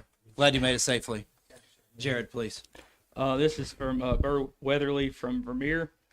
Says to whom it may concern, I received a missed call voicemail from a John Devona at 10:28 Friday, 1/12/24, asking for price in lieu of leasing for a VXT 300 truck vac. He left his callback number followed by, "This is for the city of Irondale." Called him back shortly after thinking he was a government official. John was asking if I could quote him leasing numbers for the VAC stated above. When I pulled up the account, read through the notes, it was clear that this has already been done. It was also apparent that John was impersonating to gather information. He requested quote, and I denied. Conversation stopped with me saying I'm not getting into the middle of this. And that is the company that we're purchasing from. That is correct. This is from Kyle Cherry from Sampson Equipment. On Friday, January 12th, I received a phone call from a gentleman named John who insinuated he was an engineer at the city of Irondale. After talking with him, I found out that he was just a citizen of Irondale. He was inquiring about a pricing from some equipment that I sell because he stated he was upset with the way the city is purchasing the equipment. I did not give any pricing info and will let him know I would contact the city. Thank you. And I also have a voicemail, but I don't know if you guys want to hear that or not. I think we're good. That's enough. Legal, I would like to throw that over to you if I could put you in that position and just give us a legal definition, if you can, about what Jared just went through. I mean, there was verbiage about impersonating a city official. No, not at this time. Not at this time. Thank you. I'm not sure I know what you're asking for. Can you elaborate? I guess what I was wanting or hoping that you might clarify for the audience is just to confirm what Jared is saying, that these vendors were obviously under the impression that they were being contacted by a city official, which was not the case. You know. And I can't speak to what they want. Mm-hmm. I would just say Speaks enough. Okay. I can't. That's fair, and I understand that. I just wanted to kind of hear. Can I say one thing? Yes, you can. It puts us, department head or any purchasing agent that's authorized in the city to do anything in a weird spot. It puts the vendors in a weird spot when they're getting calls from anybody that's saying that there's somebody that they're not. We can tell vendors, hey, don't talk to other people or what, but if they call a different branch, it's hard to police that. And I think that's one issue that has come about with putting the council packet out with all of this information. You know, if you want this information, come to the city and get it.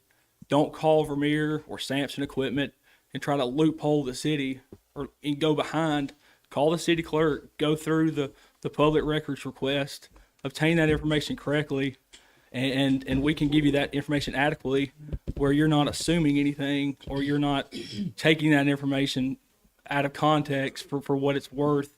Come to the source. Don't try to go around. And I think that's one bad thing about the council packet, because it has not done what it's intended to, because it has brought confusion and a bunch of negative to the city for this issue right here. I would Thank you like for to your time. comment, Thank respond to you. Is the name of the company not shown on our agenda? It is. But Have we been posting the agendas for years and years and years? That is correct. Okay, thank you. But No it- further questions. Thank you, Jared. I appreciate your time. Moral of the story is we deal with a lot of complicated financial transactions. I appreciate the enthusiasm, but at the same time, based on the feedback that we received, we can only come to the conclusion that this vendor thought that they were dealing with a city official, which was not the case. Now, that's all I have to say about that. Please, if you have something, work through your council member for it. Ask the questions. The items are posted on the agenda. Please do not take it upon yourself to start contacting our vendors. That is all I'm asking. Not at this time. No, sir. By no means. All right, item number 8. Resolve the resolution 2024 R13 authorizes the execution of an agreement with ClearGov Inc. for budgeting software in an amount not to exceed $29,000 per year, plus a one-time setup fee of $8,775 even. Mayor, this has your name to it. Anything you'd like to say on this one? Excuse me, Mayor Councilman, did we agree to keep 7 on? Yes, we did, before Jared went into the second piece. Thank you, sir. ClearGov is a piece of software that allows you to put all of your financials out on the website, and it'll allow citizens to go directly to the website. It has a checkbook, so if you want to see the city's checkbook, the checkbook would be out there. We've talked about capital projects and having the budgets that go along with the capital projects. It'll put every capital project out there, every expense that is tied to those particular projects. So we've been talking about transparency. I don't know how much more we can get to be transparent if we're having everything that we have here on the city put on a website that any citizen can go and see it. That's why it's called ClearGov. Gotcha. Councilman London, any questions for the mayor on this item? No question. Councilwoman Cuellar? No questions? Councilman Box? No, I think that's great. Thank you. No question. Councilman Sims? No questions. And myself, no questions. Do we agree to keep this item on consent? Yes. Yes. Outstanding. Item number 9, resolve the resolution 2024 R14 authorizes the execution of an agreement with Warren Averett for penetration testing in an amount not to exceed $8,000. Mayor Stewart, once again, if you could just take us through this. I found it interesting. Penetration testing is basically hiring, penetration testing is sending viruses, malware, all of those things to your system to see if they can infiltrate your system. It helps to be able to determine your strengths, your weaknesses, and what you need to do to be able to make things better. If you all been following what's been going on in the municipal government, I think maybe a couple of months ago, Coleman was held hostage because somebody got into their computer software system, and then they want to sell the information back to you. So this penetration testing, we have 6 IPs here at the city of Irondale. And what they will do, they will send viruses, malware, things of that nature. Nothing to damage the system, but it will see if it would penetrate the system, give us a report, and then we can determine what we need to do to make sure our system is stronger. Councilman London, any questions for the mayor on that item? Question on that. All right, Councilwoman Cuellar? Yes, I just want to note is that in 2022, we had Warren Averett do the same thing for us.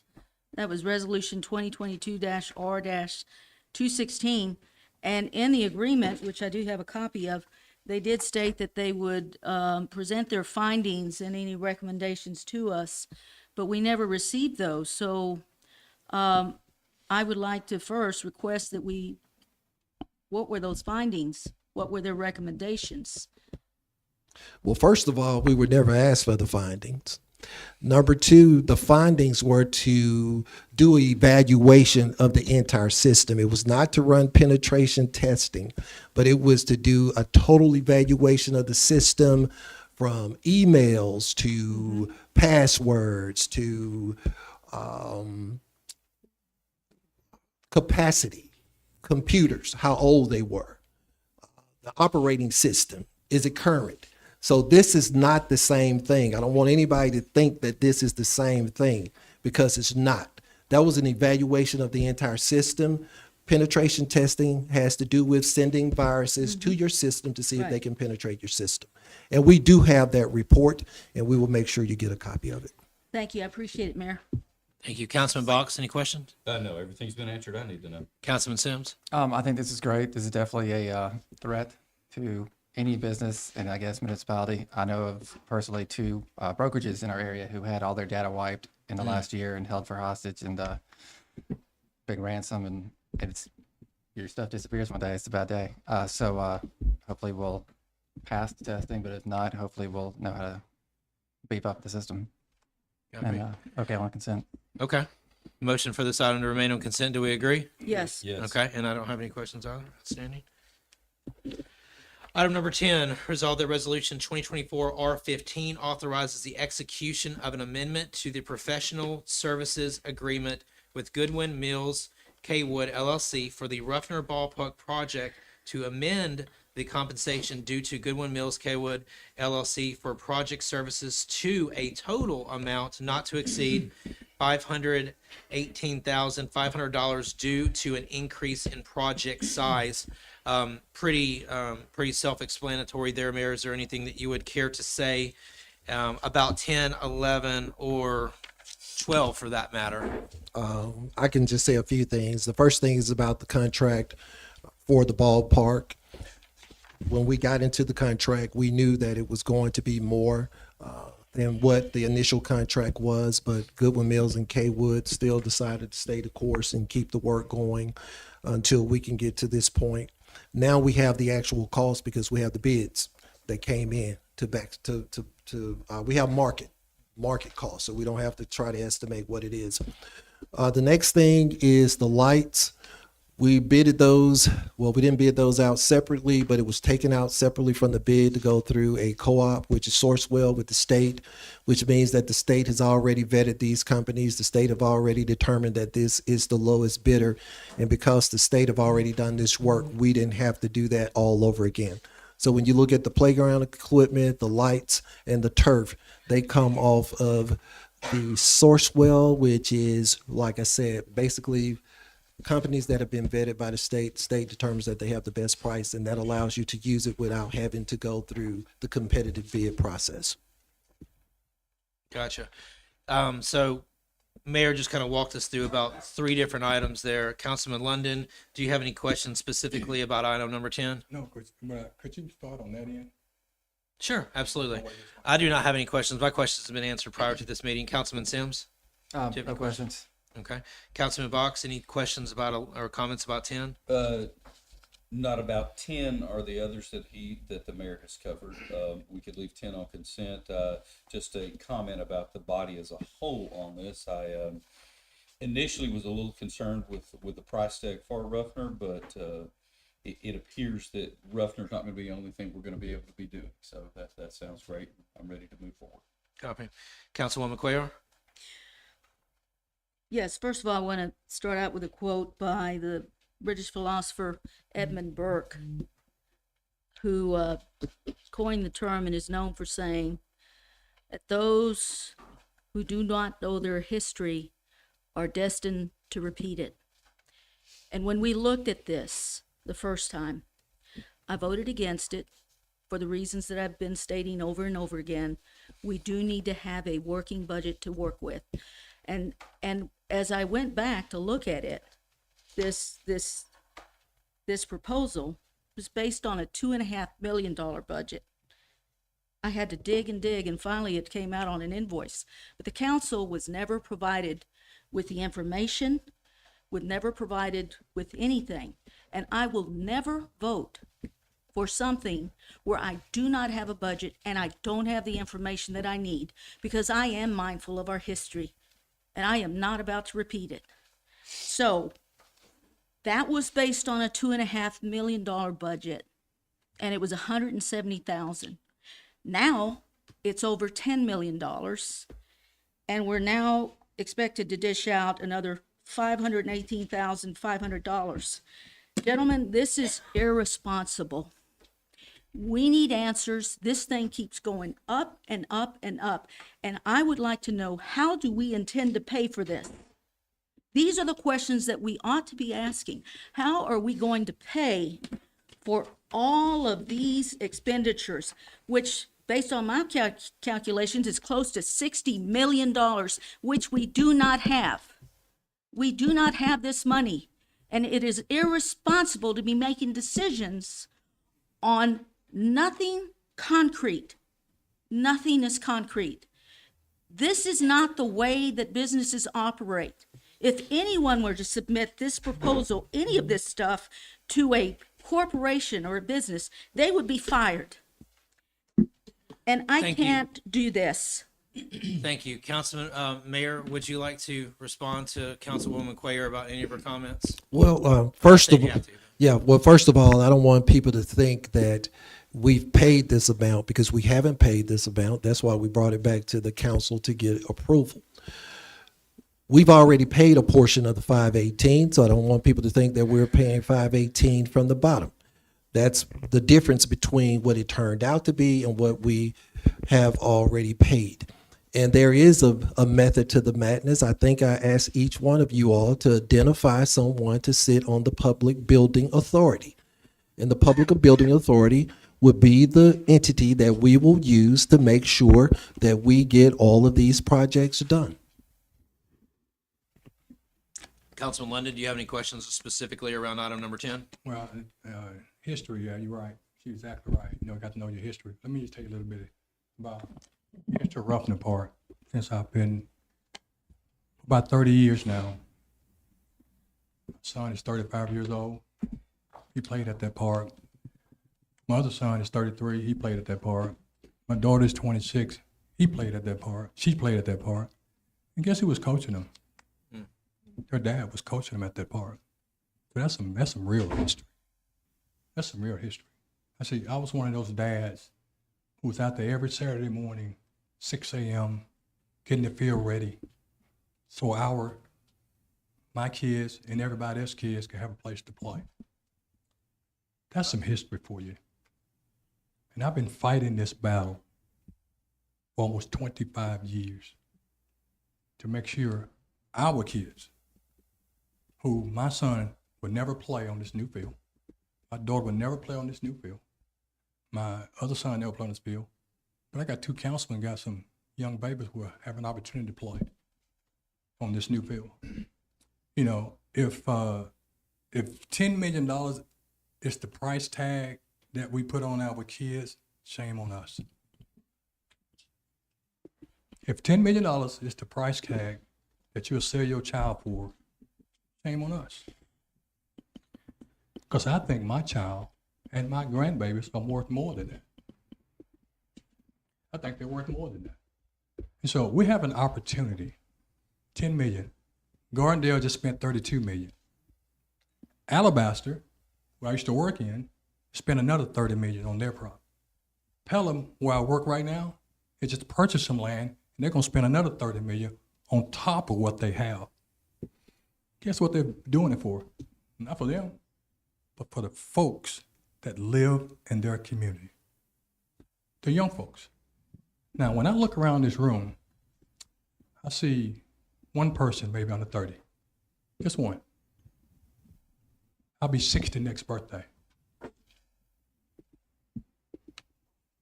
You go to Pelham, you go to Alabaster, you go to Trustful, you go to Gardendale, there's some young people with young children moving into those communities because they spent 32 million on their baseball and their soccer and their parks for their kids. And we worried about $10 million. Thank you, Councilman London. Thank you, sir. Are we allowed to make some additional comments? We We've- should be, according to Robert's rules. We should be. All right, so Hold on. So- Process. Councilwoman Cuellar has requested an additional time. I'm fine to grant that. Councilman Sims, are you willing to grant that? Good. Councilman Box, are you willing to grant that? Sure. That's a majority. I'm sorry? I'll have a comment myself. Okay, Councilman London? No, I don't want to have to. Okay. The majority has it. Vote. Okay. gentlemen, the issue is not anti-children, anti-future, anti-any of it. The issue is, how are we going to pay for this? All of these projects, which are, based on my calculations, $60 million. We do not have this money. I have been asking us to prioritize our projects. what needs to be May I make a prioritized. point of order, Council? I'm sorry, We're not can I talking finish, about- please? Point of order. We're not talking about Councilman 60 Box is million. correct. We're not talking about talking 60 million. We're not talking about, thank you. $9,454,919. Thank you, sir. We're Thank talking you. about one particular project. Let's focus on that if you don't mind, Councilwoman. Thank you. Thank you, sir. This is one of several projects, Thank okay? you. Yes, ma'am. And my question is, when you don't have sufficient current revenue and you don't have enough information, it is irresponsible to be making decisions such as this. I am not against Ruffner Park doing any of it, but I do become concerned, which when you start out at 2.5 million and then it mushrooms over 10 million. How did all this happen? We never had Parks Committee meetings. We did have Parks Committee meetings with Phase 1 of Ruffner Park. There were several people involved. Council members were involved in those discussions. None of that has taken place with this. I'm going to defer to And it is Councilman Box why I now. cannot go along with this. I'm going to defer to Councilman Box.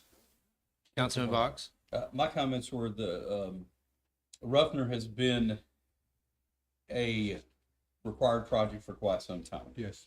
Cost is always going to go up year by year. I mean, every now and then you have fluctuations, little thing go down here, little thing go down there, but everything is continuing to increase. It's time to move forward and do something, because the more we don't move forward and do something, the more cost is going to increase.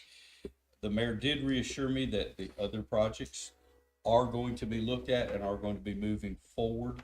So I trust that the financing will come there, and hopefully that answers Councilwoman Squalar. We have a pathway to financing those others, but on this one, we're told we've got this. This is the cost on it.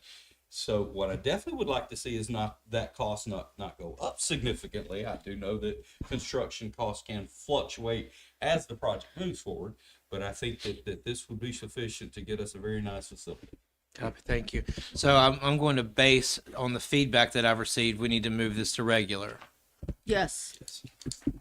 Well, I guess not only the 10, but I would think. Yeah, we've heard comments on 10, 11, and 12, I believe, but addressing that specific agenda item, we'll transition on into item number 11, which is resolve the resolution 2024 R16 authorizes the execution of an agreement with Goodwin Mills Kaywood LLC for construction engineering services at Ruffner Park in an amount not to exceed $150,000. Obviously, there are different pieces of this plan, and that's why you're hearing some names over and over again. Councilman London, any questions on this? Councilwoman Quayer, any comments specifically about item 11? Or do your prior comments from 10 stand? I have made my comments, and Councilman Box said, you know, significant increases as long as we don't have significant increases. Well, what exactly, do you not agree that 2.5 million and all of a sudden it's over 10 million, that is not a Councilwoman Quayer, significant do you increase? agree with putting the item This is on what I'm regular talking agenda about. or not? No, I do not. Okay, regular. Okay, okay, fine. Councilman Box, item number 11, your thoughts and comments. So we'll move it to regular agenda. Outstanding. Councilman Sims? No questions and. Okay, so item number 11 goes to regular. Item number 12, resolve the resolution 2024 R17 accepts the base bid and all allowances from Milliam and Company LLC for the Ruffner Baseball Park improvements and authorizes Mayor James D. Stewart Jr. or his designee to execute an agreement with Milliam and Company LLC related thereto in an amount not to exceed $7,482,560 even. That is item number 12. Mayor's already spoke to it. Councilman London, questions? Let's move. All right, let's go. Councilwoman Quayer, do your prior comments stand? Yes, they do. Outstanding. Councilman Box? I move to regular agenda. Reg to move to regular is the suggestion. Councilman Sims? Agree. Okay. Item number 12 to regular. Item number 13, resolve the resolution 2024 R18 authorizes Mayor James D. Stewart Jr. or his designee to purchase artificial turf for 3 fields at Ruffner Ballpark from Field Turf USA, Inc. in an amount not to exceed $558,059 even. Councilman London, any questions on that one? All right. Prior comments stand, Councilwoman Quayer? Yes, they do. Okay. Councilman Box? Ditto. Okay. Councilman Sims? Good. Okay, I'm good as well, but I'm going to assume like the following. Regular. Exactly. Thank you. Okay.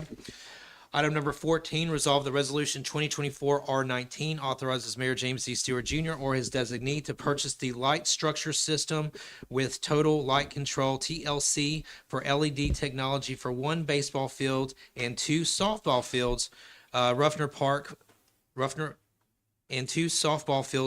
Ballpark from Musco Sports Lighting LLC in an amount not to exceed $395,800.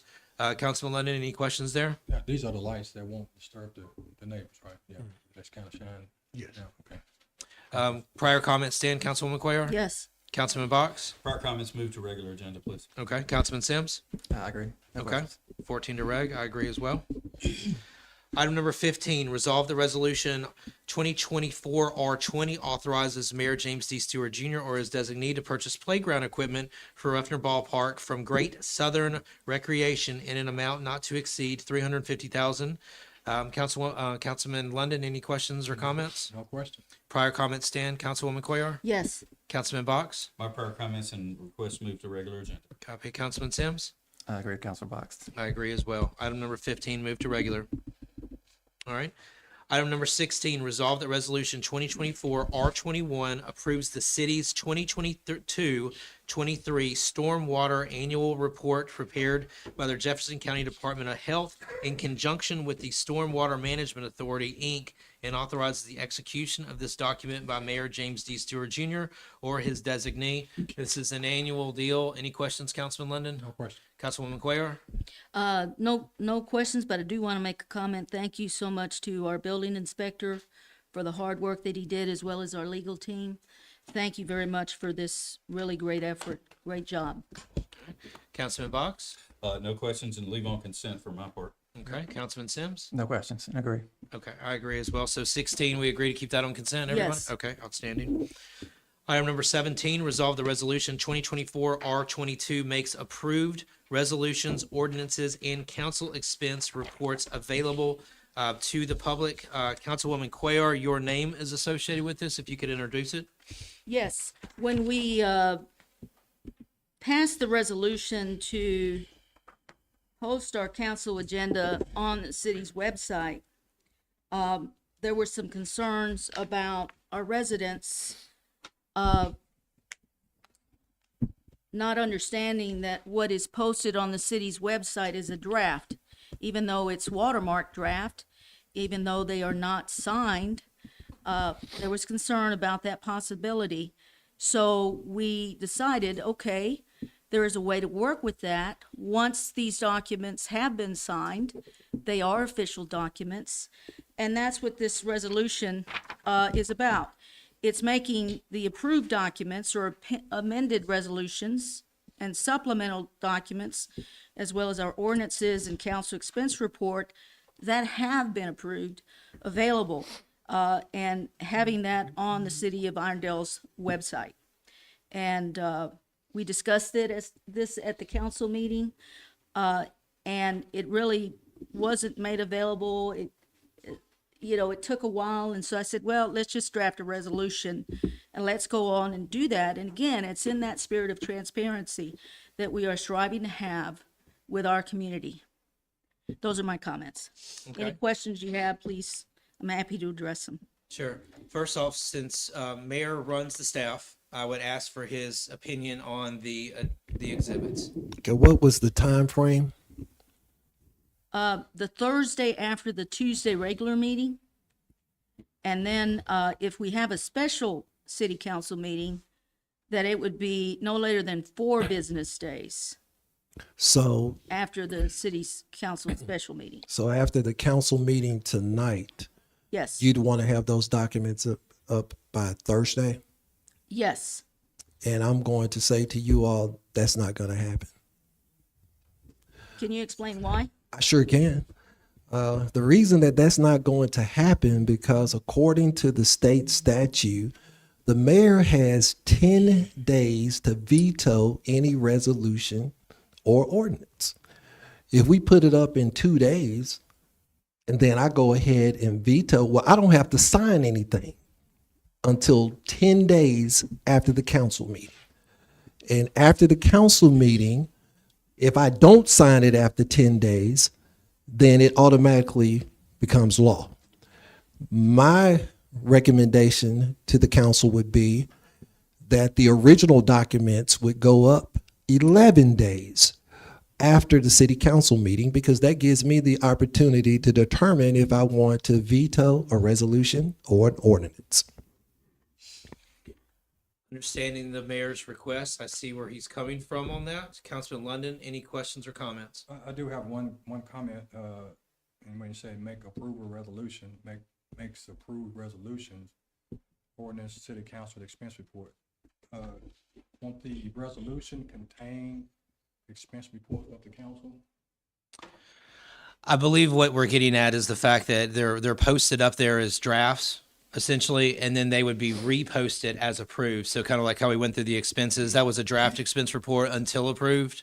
So in case there was any changes to it, which historically there haven't been, then basically what mayor's proposing is 10 to 11 days after they're originally passed, in order to make sure that he is able to exercise his powers in a timely fashion, that they would be posted as fully approved items, not just drafts as what were uploaded prior to the meeting. Correct. I hope I answered your question. Yeah, we want the resolution contain the council expenses on there, what we spent? Currently, right now, I No, believe. no, the resolutions, well, just on the minutes, you all approve the expenses. But this is basically just putting everything from the expense report, resolutions, ordinance, just putting all of it out there. Okay. My only request is that the timetable to get the original documents will be 11 days from today.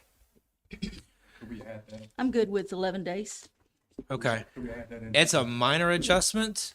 So if with everyone's consent, I would agree to that minor adjustment, since we're not adding any additional language. We're just simply changing the quantity of days. Councilman Lennon, are you good? I'm good with 11 days. Okay. Councilwoman Cuellar, I believe you said you were good based on the mayor's explanation. Yes, so I'm good with making them on both number 1 and 2, change that to 11 in both instances. Copy. Councilman Box? Yeah, I'd be fine with that. In fact, I think 11 was gracious. I'm not sure if maybe 15 might be a better thing because of the city staff's work schedule from time to time and holidays, and not to try to delay, but just, you don't want to hold somebody's feet to the fire but not have them enough time to actually, be there and get it done. So 11's fine. I would suggest 15, but I'm good with whatever the body decides and leaving it on consent.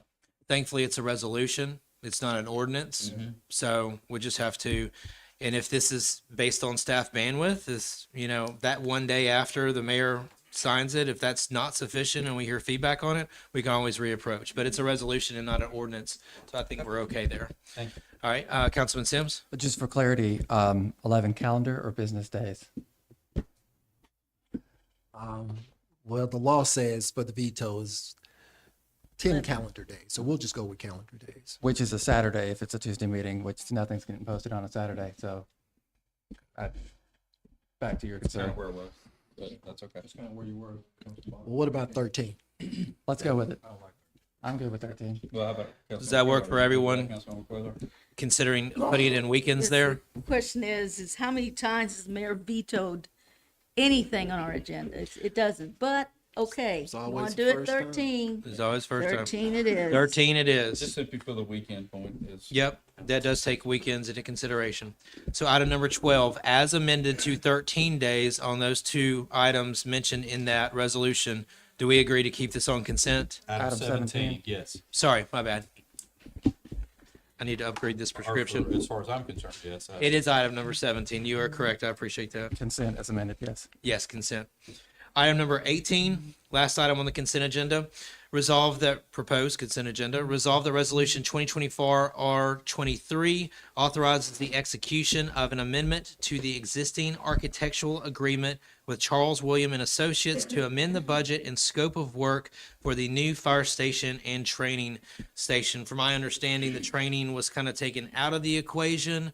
So this new scope of work only consists of the fire station. Did I word that correctly? That's correct, Council President. Okay. Any questions, Councilman London? No question. Any questions, Councilwoman Cuellar? Same reasons I've cited. It Copy. moved to regular. Okay, Councilman Box? Okay, no questions, and I'm looking at moving to regulars. Okay, Councilman Sims? No questions. Okay, we can go ahead and move on to number 18 to the regular.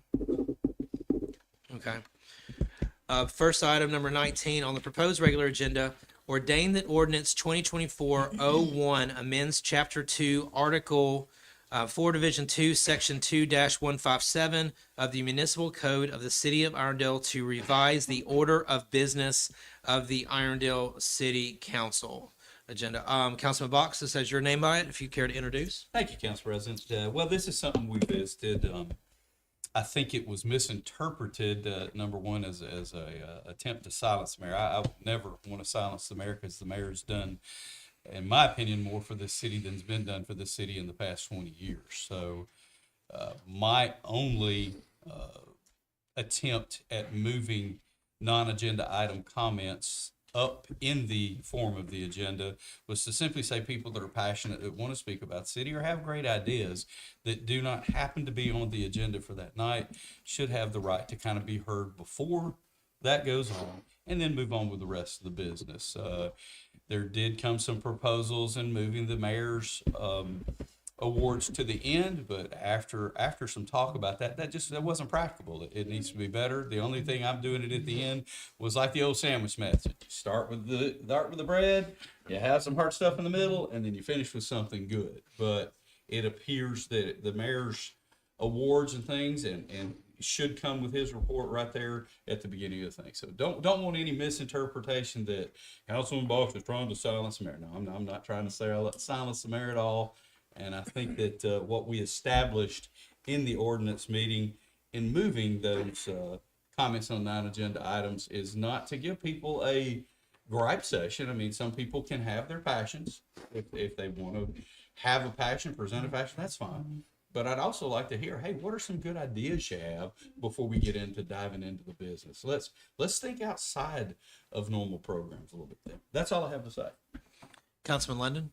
Well, I don't particularly agree with having the first boards, but if the body agree with that, I'm gonna move on. Okay. Councilwoman Cuellar? Well, for the benefit of everyone here, thank you, Councilman Box, for requesting that. We did hold an ordinance committee meeting, and this was discussed, and this is what majority of the body was comfortable with. And so this is why it's now coming up on our council agenda. Those are my comments. Anything else since it's your turn, Councilman Box, or just move on to I Councilman know, Sims? I've said, Okay. I've had my Perfect. piece on it. Councilman Sims, any comments? Yes, I appreciate Councilor Box working to streamline our agenda. After speaking to the Holiday Gardens Neighborhood Association last week, I did hear from several, after we discussed what we talked about at the ordinance committee meeting, about the public comments on the non-agenda items getting moved so far up that they didn't think that, again, the purpose of this meeting is to conduct the city business. I'm fine sitting here till midnight if we have to. If we've got the line of citizens who want to talk about whatever they want to talk about after we've conducted the city business. And so while I like the rest of it, I believe that needs to be back where it is currently. So Councilman London, you've expressed some opposition on this, not to put words in your mouth or anything, but you weren't necessarily in favor of this item. That's probably a better No, choice of I'm words. I'm not in favor of it. Okay. And then Because- Councilman Sims, you've mentioned that you're not in favor of this. But All but that one the part. body though, for the body. Okay, fair enough. Yeah, Got more it. with the body. Okay, got it. Understood. I just wanted to double check that we're leaving this on the agenda. Yeah, we're gonna leave it on it. Okay, got it. Item number 20, ordain that ordinance 2024, and this is this is technically the first reading of, I believe, most of these. So it will have to go through the full process in order to be ratified, these next three items. Item number 20, ordain that ordinance 2024-02 amends Chapter 5, Article 8, Section 5242 of the Municipal Code of the City of Irondale to reduce the required license fee to 0.5% of the gross receipts of each person engaged in a trade, occupation, or profession within the city. Councilwoman Cuellar and Councilman Sims, y'all's names are on this. Y'all sponsored it. Whichever one of y'all want to take point and then follow up, the floor is y'all's. Yes, we requested this after we had a finance committee meeting, because that was one, when we first brought this up, we were told that we first needed to have a finance committee meeting, which we finally were able to get the council together to discuss it. And a finance committee meeting was held. And during that discussion, the city did realize a $5.3 million surplus. And one of the points that was made is, when you make a commitment, when all of this came up on May 29th of 2018, the way it was explained to the residents was that there was a property tax referendum that was put out for a vote in 2018, March of 2018. It failed by 90 votes. Therefore, the city needed to pay its debt. And there was a major concern. There weren't sufficient reserves to pay for these obligations, and therefore it would impact the city's bond rating. So the council made that decision to implement an occupational license fee. And during those discussions, there was a commitment that was made that once the city was on sound financial footing, that we would then begin to work on reducing and eventually rescinding the occupational license fee. So having had surpluses and looking at our finances of 5.3 million revenue as of September 30th of 2023, and then looking at our reserves, which are over $10 million, we're on good, sound financial footing. So this is why Councilman Sims and I said, now let's move forward, because the business community has been very angry about what took place, and it is a means of healing those wounds and letting the business community know that we are committed to following through on commitments that have been made. So this is why we did it. This is why we're now bringing it forward, so that we can work on lowering the license fee. Those are my comments. Councilman Sims, you're free to add to it if you'd like. I am for reducing the occupational license fee. I know I believe it was Finance Committee meeting when we talked about this, other counselors and the mayor brought up some their perspectives, and I do understand their perspectives on, we don't have actual revenues from like the Publix, for instance, yet. And I guess other things coming down the pipe that are keeping some other people from wanting to do this at this moment. So I guess again, I'm for it. I want to see it done. I understand that now might not be the exact right moment for the entire council, and we'll see. I would like to make one comment, because that was mentioned at the Finance Committee meeting that, we don't actually have the figures from Publix yet. Well, they opened in November, and at the end of December, we would have an idea, okay? Because they had to pay some occupational tax for their employees. And in discussing it, they have about 250 employees. So those are real figures, okay? They've been in business. At the end of December, they were open for business. I'm going to bring this in just a little bit. So I'm going to bring this in. we do have data to go by. But the fact of the matter is, I'm going to bring this in. I'm just point of order on this. We've had your opportunity to discuss it. Your co-sponsor has had an opportunity to discuss it. Councilman London, do you have any questions or comments about this ordinance? Just a question. I think this will be the second time we've lowered this. I'm sorry? This is the second time we lowered. We've taken it from 1 to 0.75. This would be a 0.75 to a 0.5. I just want the people to know that we have been doing what we say we're going to do. This is the second time we lowered it. So this is not the first time. Whatever your thought in mind, putting in mind, it's the second time we've lowered it, not the first time. So I want you to tell all your neighbors that the council has been doing what they need to do. It's the second time we've lowered it. Okay. Thank you. Councilman Box? Well, I've made my position fairly well known. I am firmly against an occupational license fee. However, I think that at the end of the first quarter would be a more prudent time, more prudent time to take this up. Right at the end of the first quarter, because then we do actually have not guesstimate numbers, not we think numbers, not numbers from here or there. We should have all of our numbers from the year into 2023 by the first quarter. Is that accurate, Mayor? Yes. All right, so why can't we take this up at the first council meeting after the end of the first quarter? So the first council meeting in the second quarter, we can take this up at that point in time to have another reduction. My comments would be similar to Councilman Box's. My comments in response to that is, our first quarter ends in January. These are not effective until March 1st. So it is taking that into account. Thank you. Council President. can I Mayor. speak? Thank you for giving me the opportunity to speak. First thing I want to say is that it's amazing how we don't have enough money to do the capital projects. But then I just heard we had a $5.3 million surplus and we have over $11 million in reserves. So I'm sitting over here trying to figure out if we broke or do we have any money to be able to do anything, because it seems to be a mixed message that's been given to the community about this whole issue. The first thing that I would love to say, I'm in favor of reducing the occupational license fee. Matter of fact, I want everybody to look at my campaign card from 2020. Kim, do you pass that around to everybody?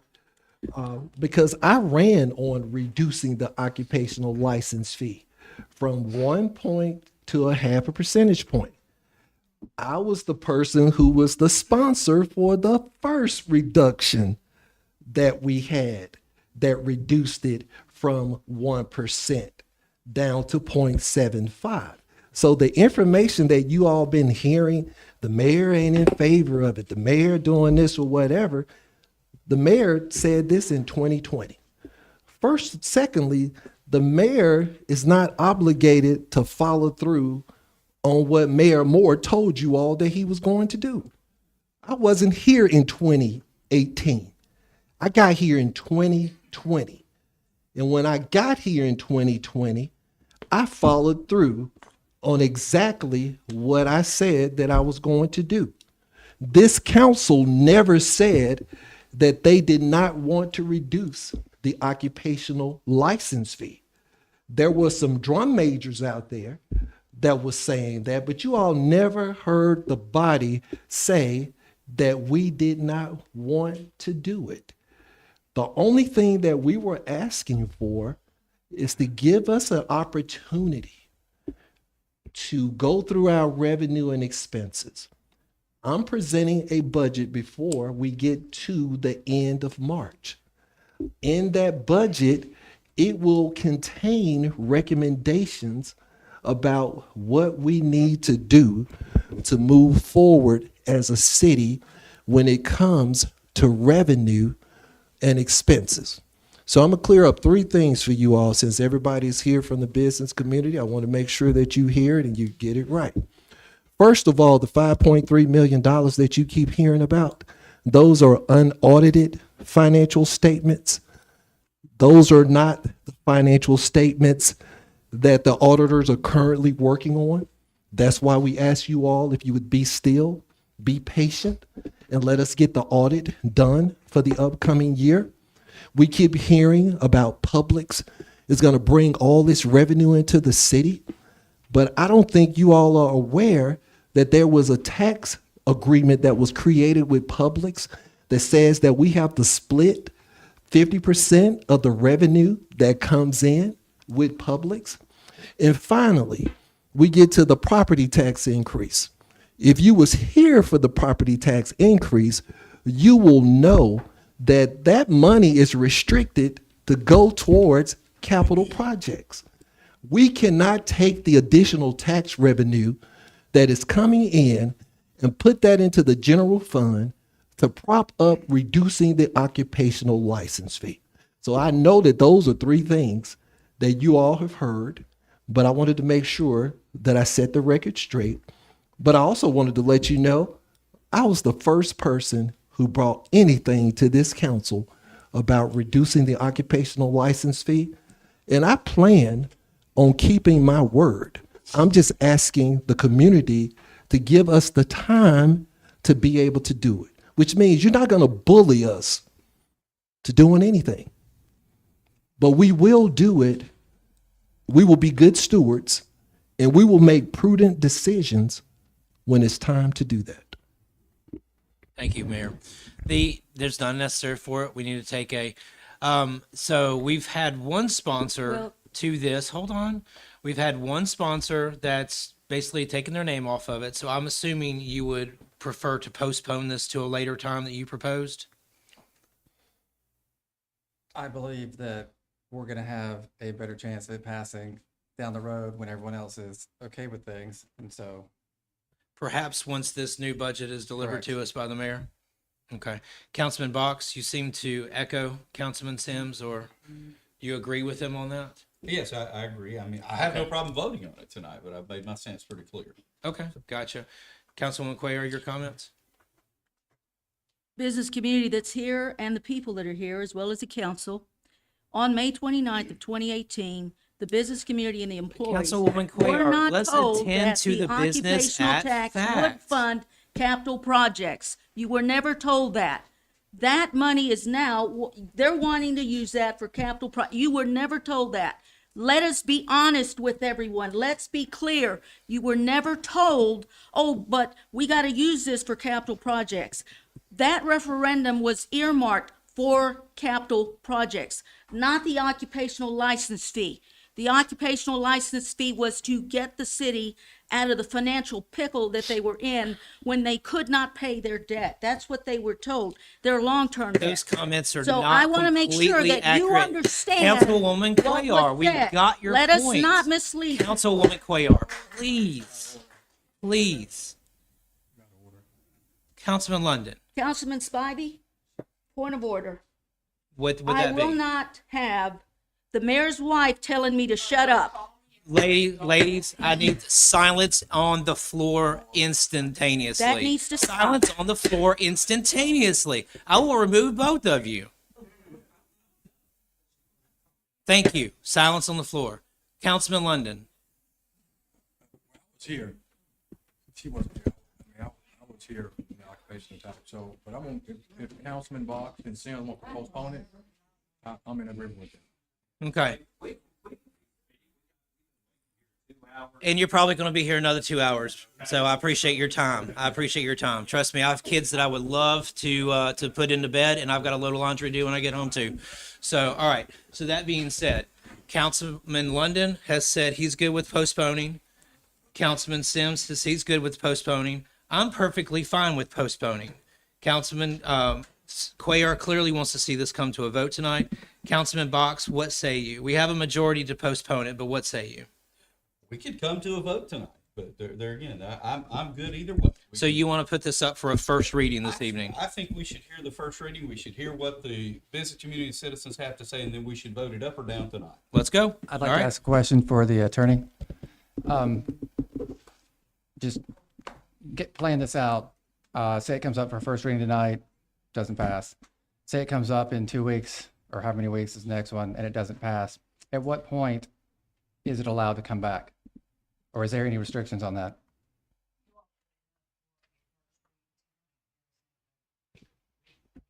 It would only be if you suspend to the second. If you did that and it did not pass, then you could bring it up again at the next city council. There is no period. Should it then not pass, then what are the options after that? So it could theoretically just, okay, just, I didn't know if there was a gap and. I would just say y'all just go ahead and vote. Just That's go what we ahead plan and to vote. do. Thank Just go you. ahead and vote. All right. That remains. Finally, item number 21, ordain that ordinance 2024-03 amends certain sections of Appendix B in the Municipal Code of the City of Irondale to alter business license fees. Mayor, I have seen a lot of traffic on this particular one. Would you clean it up? I will. First of all, I would just like to say that I was overly aggressive when it came to changing the fee for the business license. The fee had not been increased since 1994. As we go back and check our records, and Lee and I went back to her grandfather's auto body shop. And the same rate that we were charging in 1994 was the same rate that we were charging in 2023. I thought that it would be a good time to be able, because of inflation, to be able to increase the rate. But I've heard the cry from the community, and that's why we have that here tonight, to amend the amount that individuals will be paying for their business license, and to cut that by 75% and move it to where it's only a 25% adjustment, but incrementally we would do it over time to be able to get it in a place that is a fair representation to what a business should be paying, but also want to make sure that we're fair and equitable as we do that as well. Councilman London, any questions or comments for Mayor? No, I appreciate the mayor for that. Thank you. Councilwoman Cuellar? Yes. First of all, I do want to apologize to the business community. That's very important that we apologize to you for this double increase on the fee as well as the tax. Secondly, I need to ask, for those businesses that have already paid, what steps are we taking to reimburse if we are making these adjustments? What steps are we taking to reimburse them? That's a question I've had personally. Mayor, is there any? Well, I can answer it, but I'll give it to April because Okay. the ordinance was in effect. It was in effect. So if individuals paid that amount, there's no way retroactively we can go back and give them a refund because the ordinance was in effect. Okay. Does that satisfy your question, Councilwoman Cuellar? If they paid in good faith and then we turn around and amend it to where it's a reduction, they don't get their money back that they've overpaid? Is that? It was about, it would be very similar if you actually had somebody who ended up following this. They would actually be entitled to get a reduced rate because they don't. Well, One you'll- moment you'll in have a time, chance. Bubba Bates. Thank you. You'll have a chance. Okay. All right. So we've received emails, council members we have, and as many of you know, I am the ordinance committee chair, and one of the things that I always do is I always do extensive research. I'm very detailed oriented. I do a lot of research to see whether or not we are putting ourselves at a competition with other business municipalities with what they are charging, okay? So I looked at 3 municipalities, okay? And we are higher than these 3 municipalities. And with all of that research that was done, I have also taken steps to amend the proposed amendments that are being made tonight. For instance, amending the $200 to $125. Why is that? Because there are 3 municipalities that I looked at. 2 are charging $150, 1 is charging $100. The medium of that is $125. Secondly, Councilwoman Cuellar, point of order, I have a clarifying statement, okay? And I should have brought this up when I introduced it, so I apologize to you for Okay. that. All right? This was given to us with multiple red line items in it 5 minutes before this council session began. I haven't had no time. You said when you gave it to me, I said I haven't had a chance to review it. And you said that's why I'm giving it to you now, which gave me an entire 5 minutes to read, what's this, 10 pages with multiple red lines in it? There are only 8 red Fine. lines. Okay, so I rounded up. Whatever. So moral of the story is before I have said, okay, if there's excess language and we strip some language as presented, that's cool. Or if we change a small detail, like going from 10 days to 15 days, I made a statement that I was clear about that because it didn't change a lot of the moving pieces. I would make a recommendation to you, okay, that because there is new red line information, it either stands as it is now. I'm just trying to save you some time with your explanation. It either stands as it is now, or we postpone it till the next meeting so that we can all review these 8 redlined items. That is my feedback to you. Right. And my response to it is, Councilman Spivey, we can go through each one of these 8 things. It is not a lot of reading. We're talking about 1, 2, 3, 4, 5, 6, 7, 8, 9 words on each of these, not 8 items, 9 so words. So that legal- will not take a long time to go through that. One In all moment. fairness to the business community, I really want us to get this right. I want us to get it right too, and I want to get it and I realize what I'm saying by saying postponing it 2 weeks. I get that.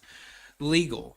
I mean, is this something, I know you say it's a policy call, but typically when a resolution, or in this case, an ordinance for that matter, is changed or proposed to be amended 5 minutes before a meeting, would you say, I mean, I know it's a policy call that it's out of bounds. I find this to be personally out of bounds to change amend an ordinance that's in the process of being amended with documentation given to us 5 minutes beforehand.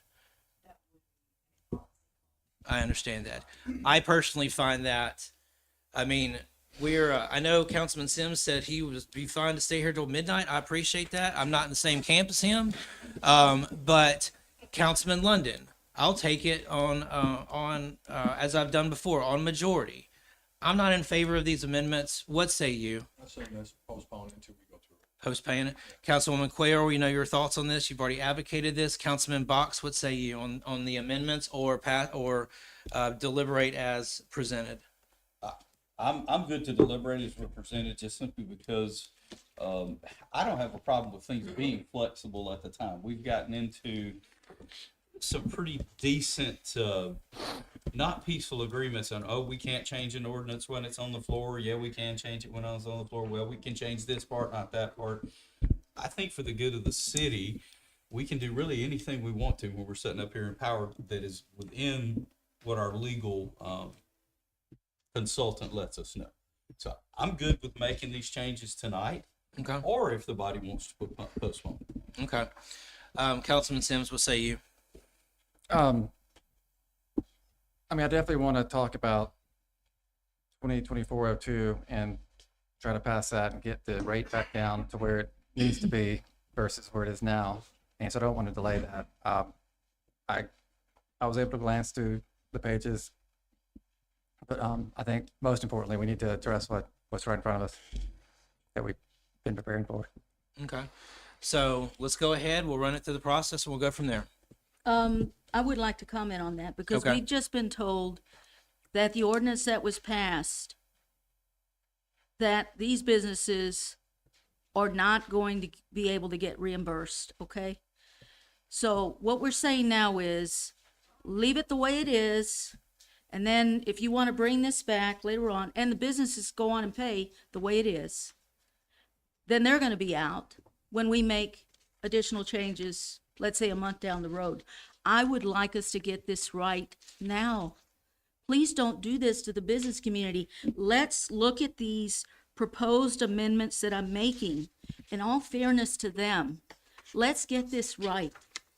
Well, I think And I did that by looking at 3 municipalities, looking at how their structure is, and then implementing that so that the city of Irondale would be competitive and that it would be fair for our business community. I appreciate is the what research. motivated I'm gonna me. shut it down right now. I appreciate the research. You know where my vote is going to end up either way on this. So moral of the story is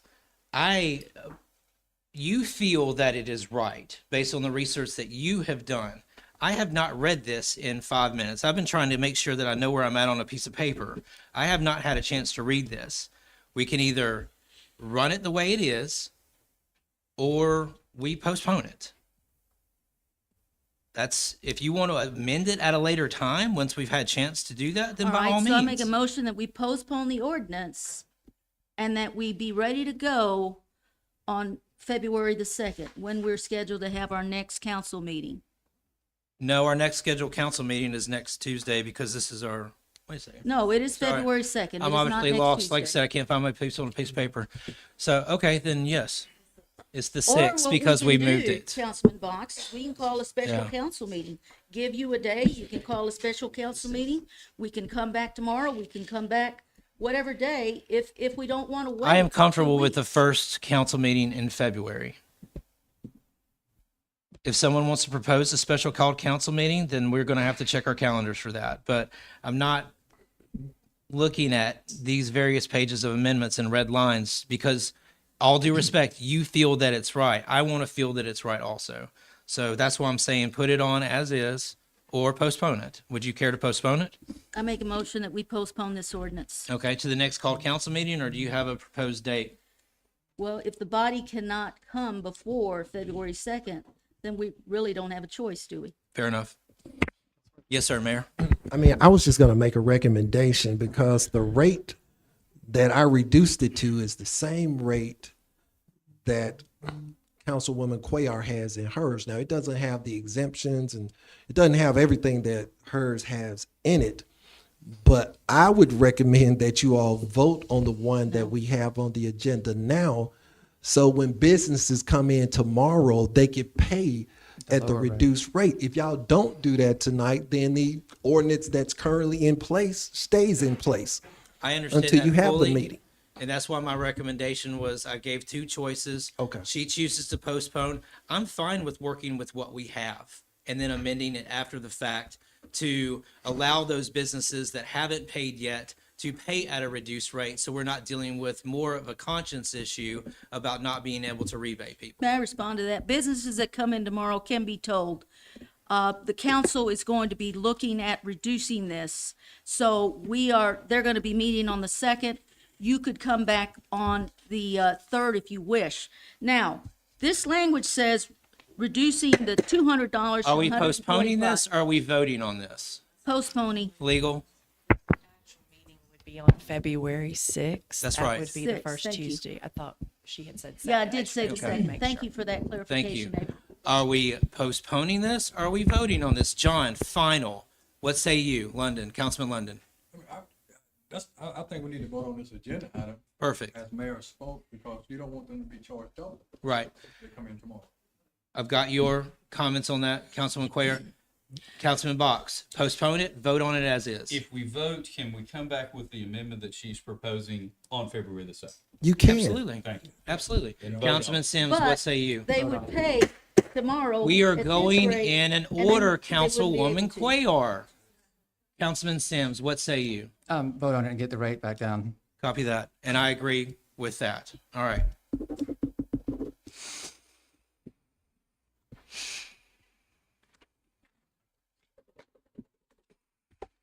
All right. We have finished our deliberation. At this time,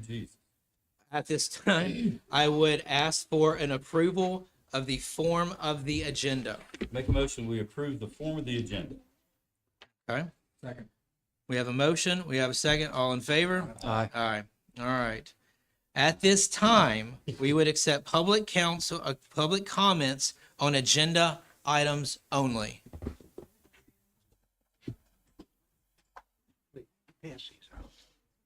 I'm going to speak on Resolution 17 and all resolutions based on cost overruns. But first, the accusations stated by Morris, complete lie, and it's not going to intimidate me from coming up here. All right, what I've got passed out is an identical construction cost estimate that I, managing a 350-man engineering office with federal dollars, the format is what I had all my cost engineers do in establishing a baseline estimate for projects, be it federal, local, or state. What this does is it lists the items of work, gives a contingency, and it shows the budgeted number for all projects, local, public, anything with the public money. Why is this important?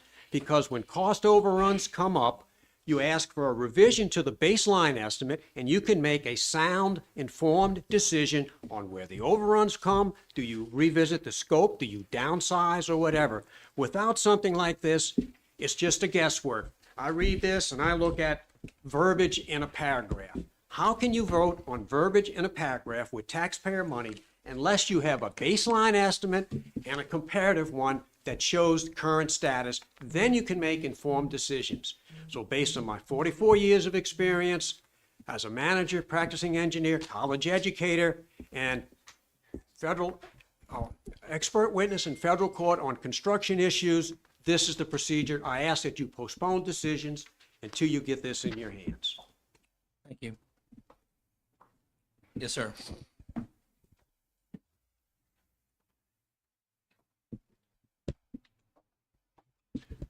Good evening. My name is Joe Limbaugh. I'm the Executive Vice President, Chief Operations Officer at Motion Industries.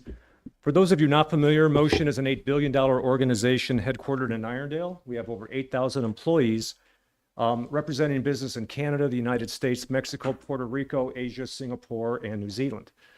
Over the last 5 or 6 years, we've invested millions of dollars in our business, not the least of which have happened in Irondale. That includes a $10 million campus renovation, $4.5 million learning and development center, $5 million goods to person robotic technology, and about a $12 million shop right down the street. We did so with the belief, whether real or imagined, that the occupational tax would be rescinded at about the, when the city becomes on firmer footing, which was done in 2018. So the debate tonight is interesting to me. Recollections may vary, but it's my understanding and belief that when the city got on firmer footing, that this was going to be an issue that we could look at. It's important to us to understand that because as part of those investments that we've made, we have a choice in where we make those investments. We are in North America and the Asia Pacific. We chose Irondale on that belief. And so as part of business planning, it's important for us to understand with clarity where the city stands on this. My second point I want to make, and I'm making 3. I started to make 2, but after this 2.5 hours, I have one more point I just have to make. My second point is that the idea that under standard protocol, a business discussion could be held within 120 seconds, not going over 2 minutes, is absurd, which is the comment when the mayor called me, we discussed about forming some type of business alliance so that we could have conversations about what's important to the business community.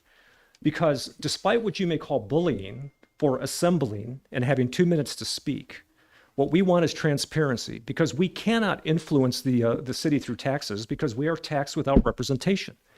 And notwithstanding 2 minutes, we are now taxed without communication. And so we want clarity into what the city's plans are and financial stability so we can understand where we are going to place our millions of dollars in investments moving forward. So as of this moment, Motion Industries is tentative about that until these issues are resolved. Are there any questions? Thank you. Perfect time. Thank you.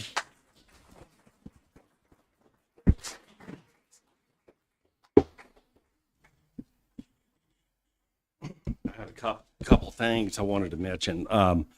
First of all, I paid my taxes on time. Last year, my business paid $3,800. This year, when I went through to do the calculation on my bill, my rate had doubled. I paid $8,200. As a matter of fact, I think I saw you when I was up here delivering the check. So I had a couple questions. One, it looks like you doubled the rate, and then I hear Mayor Stewart saying, well, we've made it where there's an adjustment. It's just going to be a 25% adjustment. What he's saying, the rate's still going up 25%, and I don't think that's right. Second thing, the reason most of these people are out here tonight is because of me.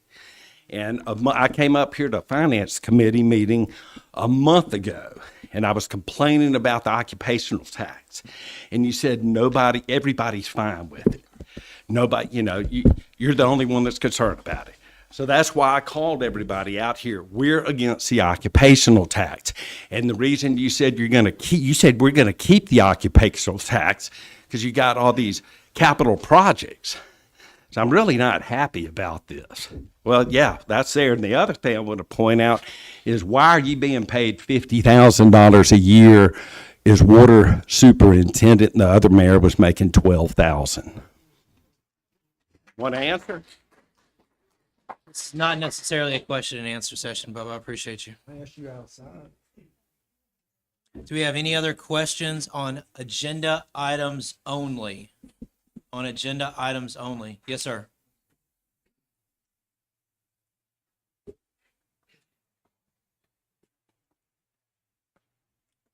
My name is Gerald Zukakis. I'm the Vice President and Chief Financial Officer of Eternal Word Television Network, the religious media station on Old Leeds Road. I was here when there was the initial discussion, or if you would call a debate, about when the occupational tax, I know we call it a license fee, but it is a tax on the individuals. I wasn't for it then, I'm not for it now, neither is our organization.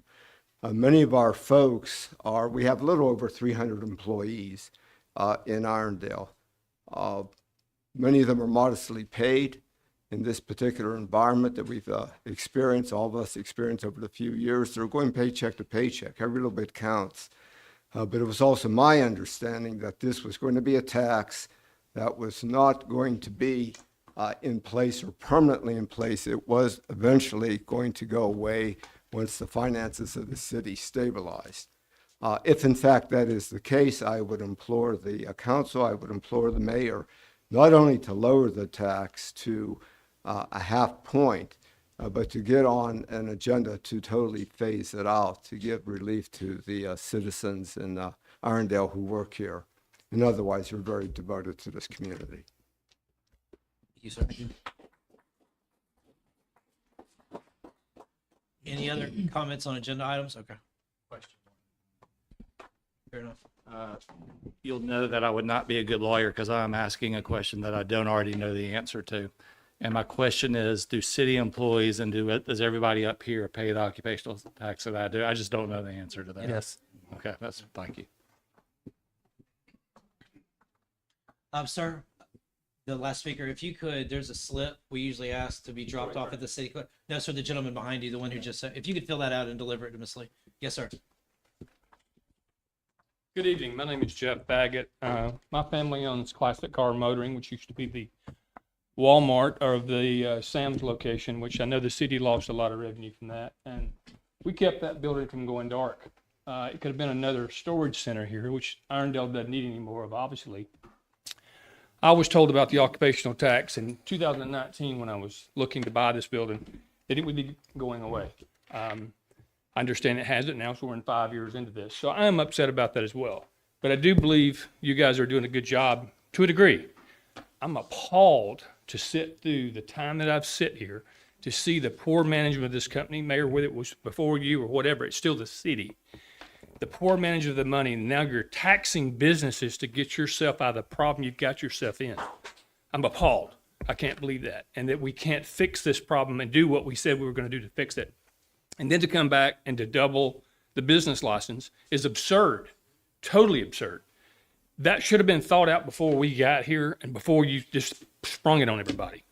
I can't believe it. Now we're talking about coming back after we see the ripple effect that's happened. This is what our government is going through today while we've got so much problem in our world. Nobody supports the red, white, and blue anymore. And I'm going to leave on a subject or a term that I just come up with sitting here. Greed does not build growth. You speak you want growth, then stop the greed. And I'll end with that.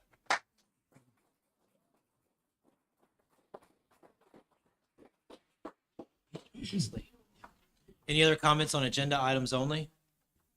All right. With that, let us go through our work. First up, looking for a motion on to approve the consent agenda. Make a motion, we approve the consent agenda, which will include item 2, item 4, item 6, 7, 8, 9, item 16, 17. Second. I have, oh, never mind. I agree. There's a motion, there's a second. All in favor? Aye. Aye. Okay. All right. That being said, item number 1 that was moved to regular agenda, if we could go ahead and make a motion on that. Motion we approve resolution 2024 R6. Motion. Do we have a second? Second. All in favor? Aye. Aye. No. And one We no. need, amounts for these events. So we have 4 yeses and 1 no. Am I recording this correctly? Correct. Okay, thank you. Item number 2 stayed on consent. Item number 3 that was moved to the regular agenda, if I could get a motion on that. This would be 2024 R08. Motion we approve resolution 2024 R08. Second. Motion and a second. All in favor? Aye. Aye. Any opposed? No. Okay. The record reflect. Item number 4 was on consent. Going on to item number 5 that was moved to the regular agenda. This will be 2024 R10. Motion to approve resolution 2024 R10. We have a motion. We have a second. All in favor? Aye. Aye. Any opposed? Abstain. Abstain on 5 from Councilwoman Cuellar. 6, 7, 8, 9 moved to consent.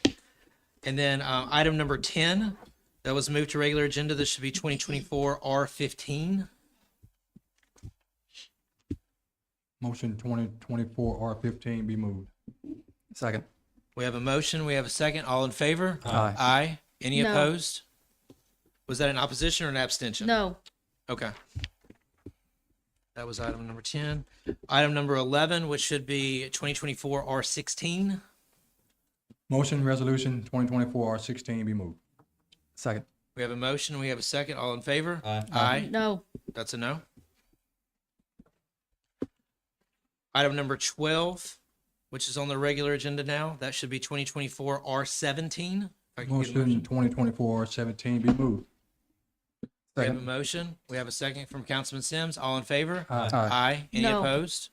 Okay. Item number 13, that was moved to the regular agenda. That should be 2024 R18. Motion 2024 R18 be moved. Second. We have a motion. We have a second. All in favor? Aye. Aye. No. And we have, okay. Item number 14, that was moved to regular agenda. This should be 2024 R19. Resolution 2024 R19 to be moved. Second. We have a motion. We have a second. All in favor? Aye. Aye. Aye. No. No? That was the, all right, and then that was 14. Okay. Okay. Item number 15, which should be 2024 R20. Resolution 2024 R20 to be moved. Second. Motion, second. All in favor? Aye. Any No. opposed? One opposed. 16, 17 stayed on the consent agenda. 18, item number 18 that was moved to regular. This should be 2024 R23. Motion resolution 2024 R23 to be moved. Second. We have a motion. We have a second. All in favor? Aye. No. One opposed. Going into the original regular agenda, which would be item number 19. Once again, these following 3 are ordinances. So if someone could be ready to take us through the process, if we can begin with 2024-01. Make a motion that ordinance number 2024-01 be considered read. We have a motion. Do we have a second? Second. Motion and second. All in favor? Aye. Aye. All right. Next Motion item. we suspend all rules and prevent the immediate consideration of ordinance 2024-01. Second. Motion and a second. This is a roll call. Councilman London? Yes. Councilwoman Cuellar? Yes. Councilman Box? Yes. Councilman Sims? Yes. And myself, yes. A motion that ordinance number 2024-01 be adopted and approved. Second. Motion, second. All in favor? Aye. Aye. Aye. Item passes. Item 20 on the regular agenda, once again, an ordinance, if we could begin the process on that. I make a motion that ordinance 2024-02 be considered read. Second. Motion and a second, all in favor? Aye. Aye. I make a motion that we suspend all rules that would prevent the immediate consideration of ordinance 2024-02. Second. We have a motion and a second. Roll call, Councilman London? No. Councilwoman Cuellar? Yes. Councilman Box? No. Councilman Sims? Yes. And myself, no. All right. Going down to item number 21, once again, an ordinance. If someone could introduce 2024-03. Make a motion that ordinance 2024-03 be considered read. Second. Motion and a second, all in favor? Aye. Aye. Aye. Make a motion, we suspend all rules that would prevent the immediate consideration of ordinance 2023-03. We have a motion. Do we have a second? Second. Motion and second. Roll call. Councilman London? Yes. Councilwoman Cuellar? No. Councilman Box? Yes. Councilman Sims? Yes. And myself, yes. But that failed on that, so we will not be reading. So that continues, concludes our voting. At this time, we would take comments to the council on non-agenda items.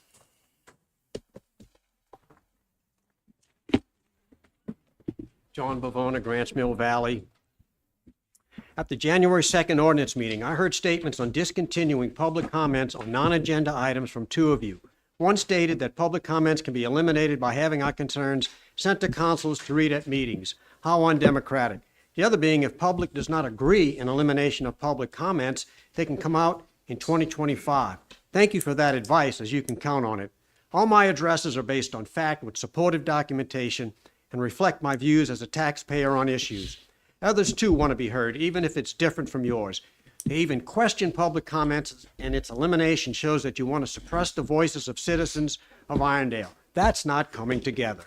I see the politics here, in power and arrogance, telling me to leave Irondale by a councilor because I supported a certain resolution. In personal attacks on any opposition here and on Facebook, and a local nonprofit affiliated with city politics. The taxpayers should come first in their best interest, not self-serving interests with a perpetual thirst for our tax money. Put money back in the pockets of Irondale residents. I know why the attempt to stop me and others from speaking on non-agenda items. I'm an old man, but I'm not a stupid old man. So what I will follow up with is, that being said, without denying your right to speak, that was technically an agenda item. This is comments for non-agenda items. You are referencing an agenda item which was talking about public comments and restructuring of the agenda, which referred to an ordinance that we passed tonight. I went ahead and let you speak your piece, but please understand that was an agenda item. Thank you. Do we have any comments on non-agenda items? Yes, please.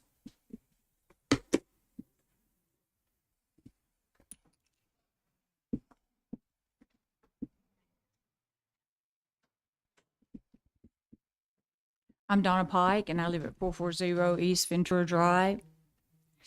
And I want to tell you, Mayor, and you councilors, especially David Spivey, that the paving that was done in Roebuck Plaza is subpar at its best. There was tar dumped in the V at East Forest Drive and Highway 11. Never picked up. The pavement was so thin, the cracked pavement underneath is now showing through. So I don't know if y'all care about all the money that we've paid for this to see what kind of job was done.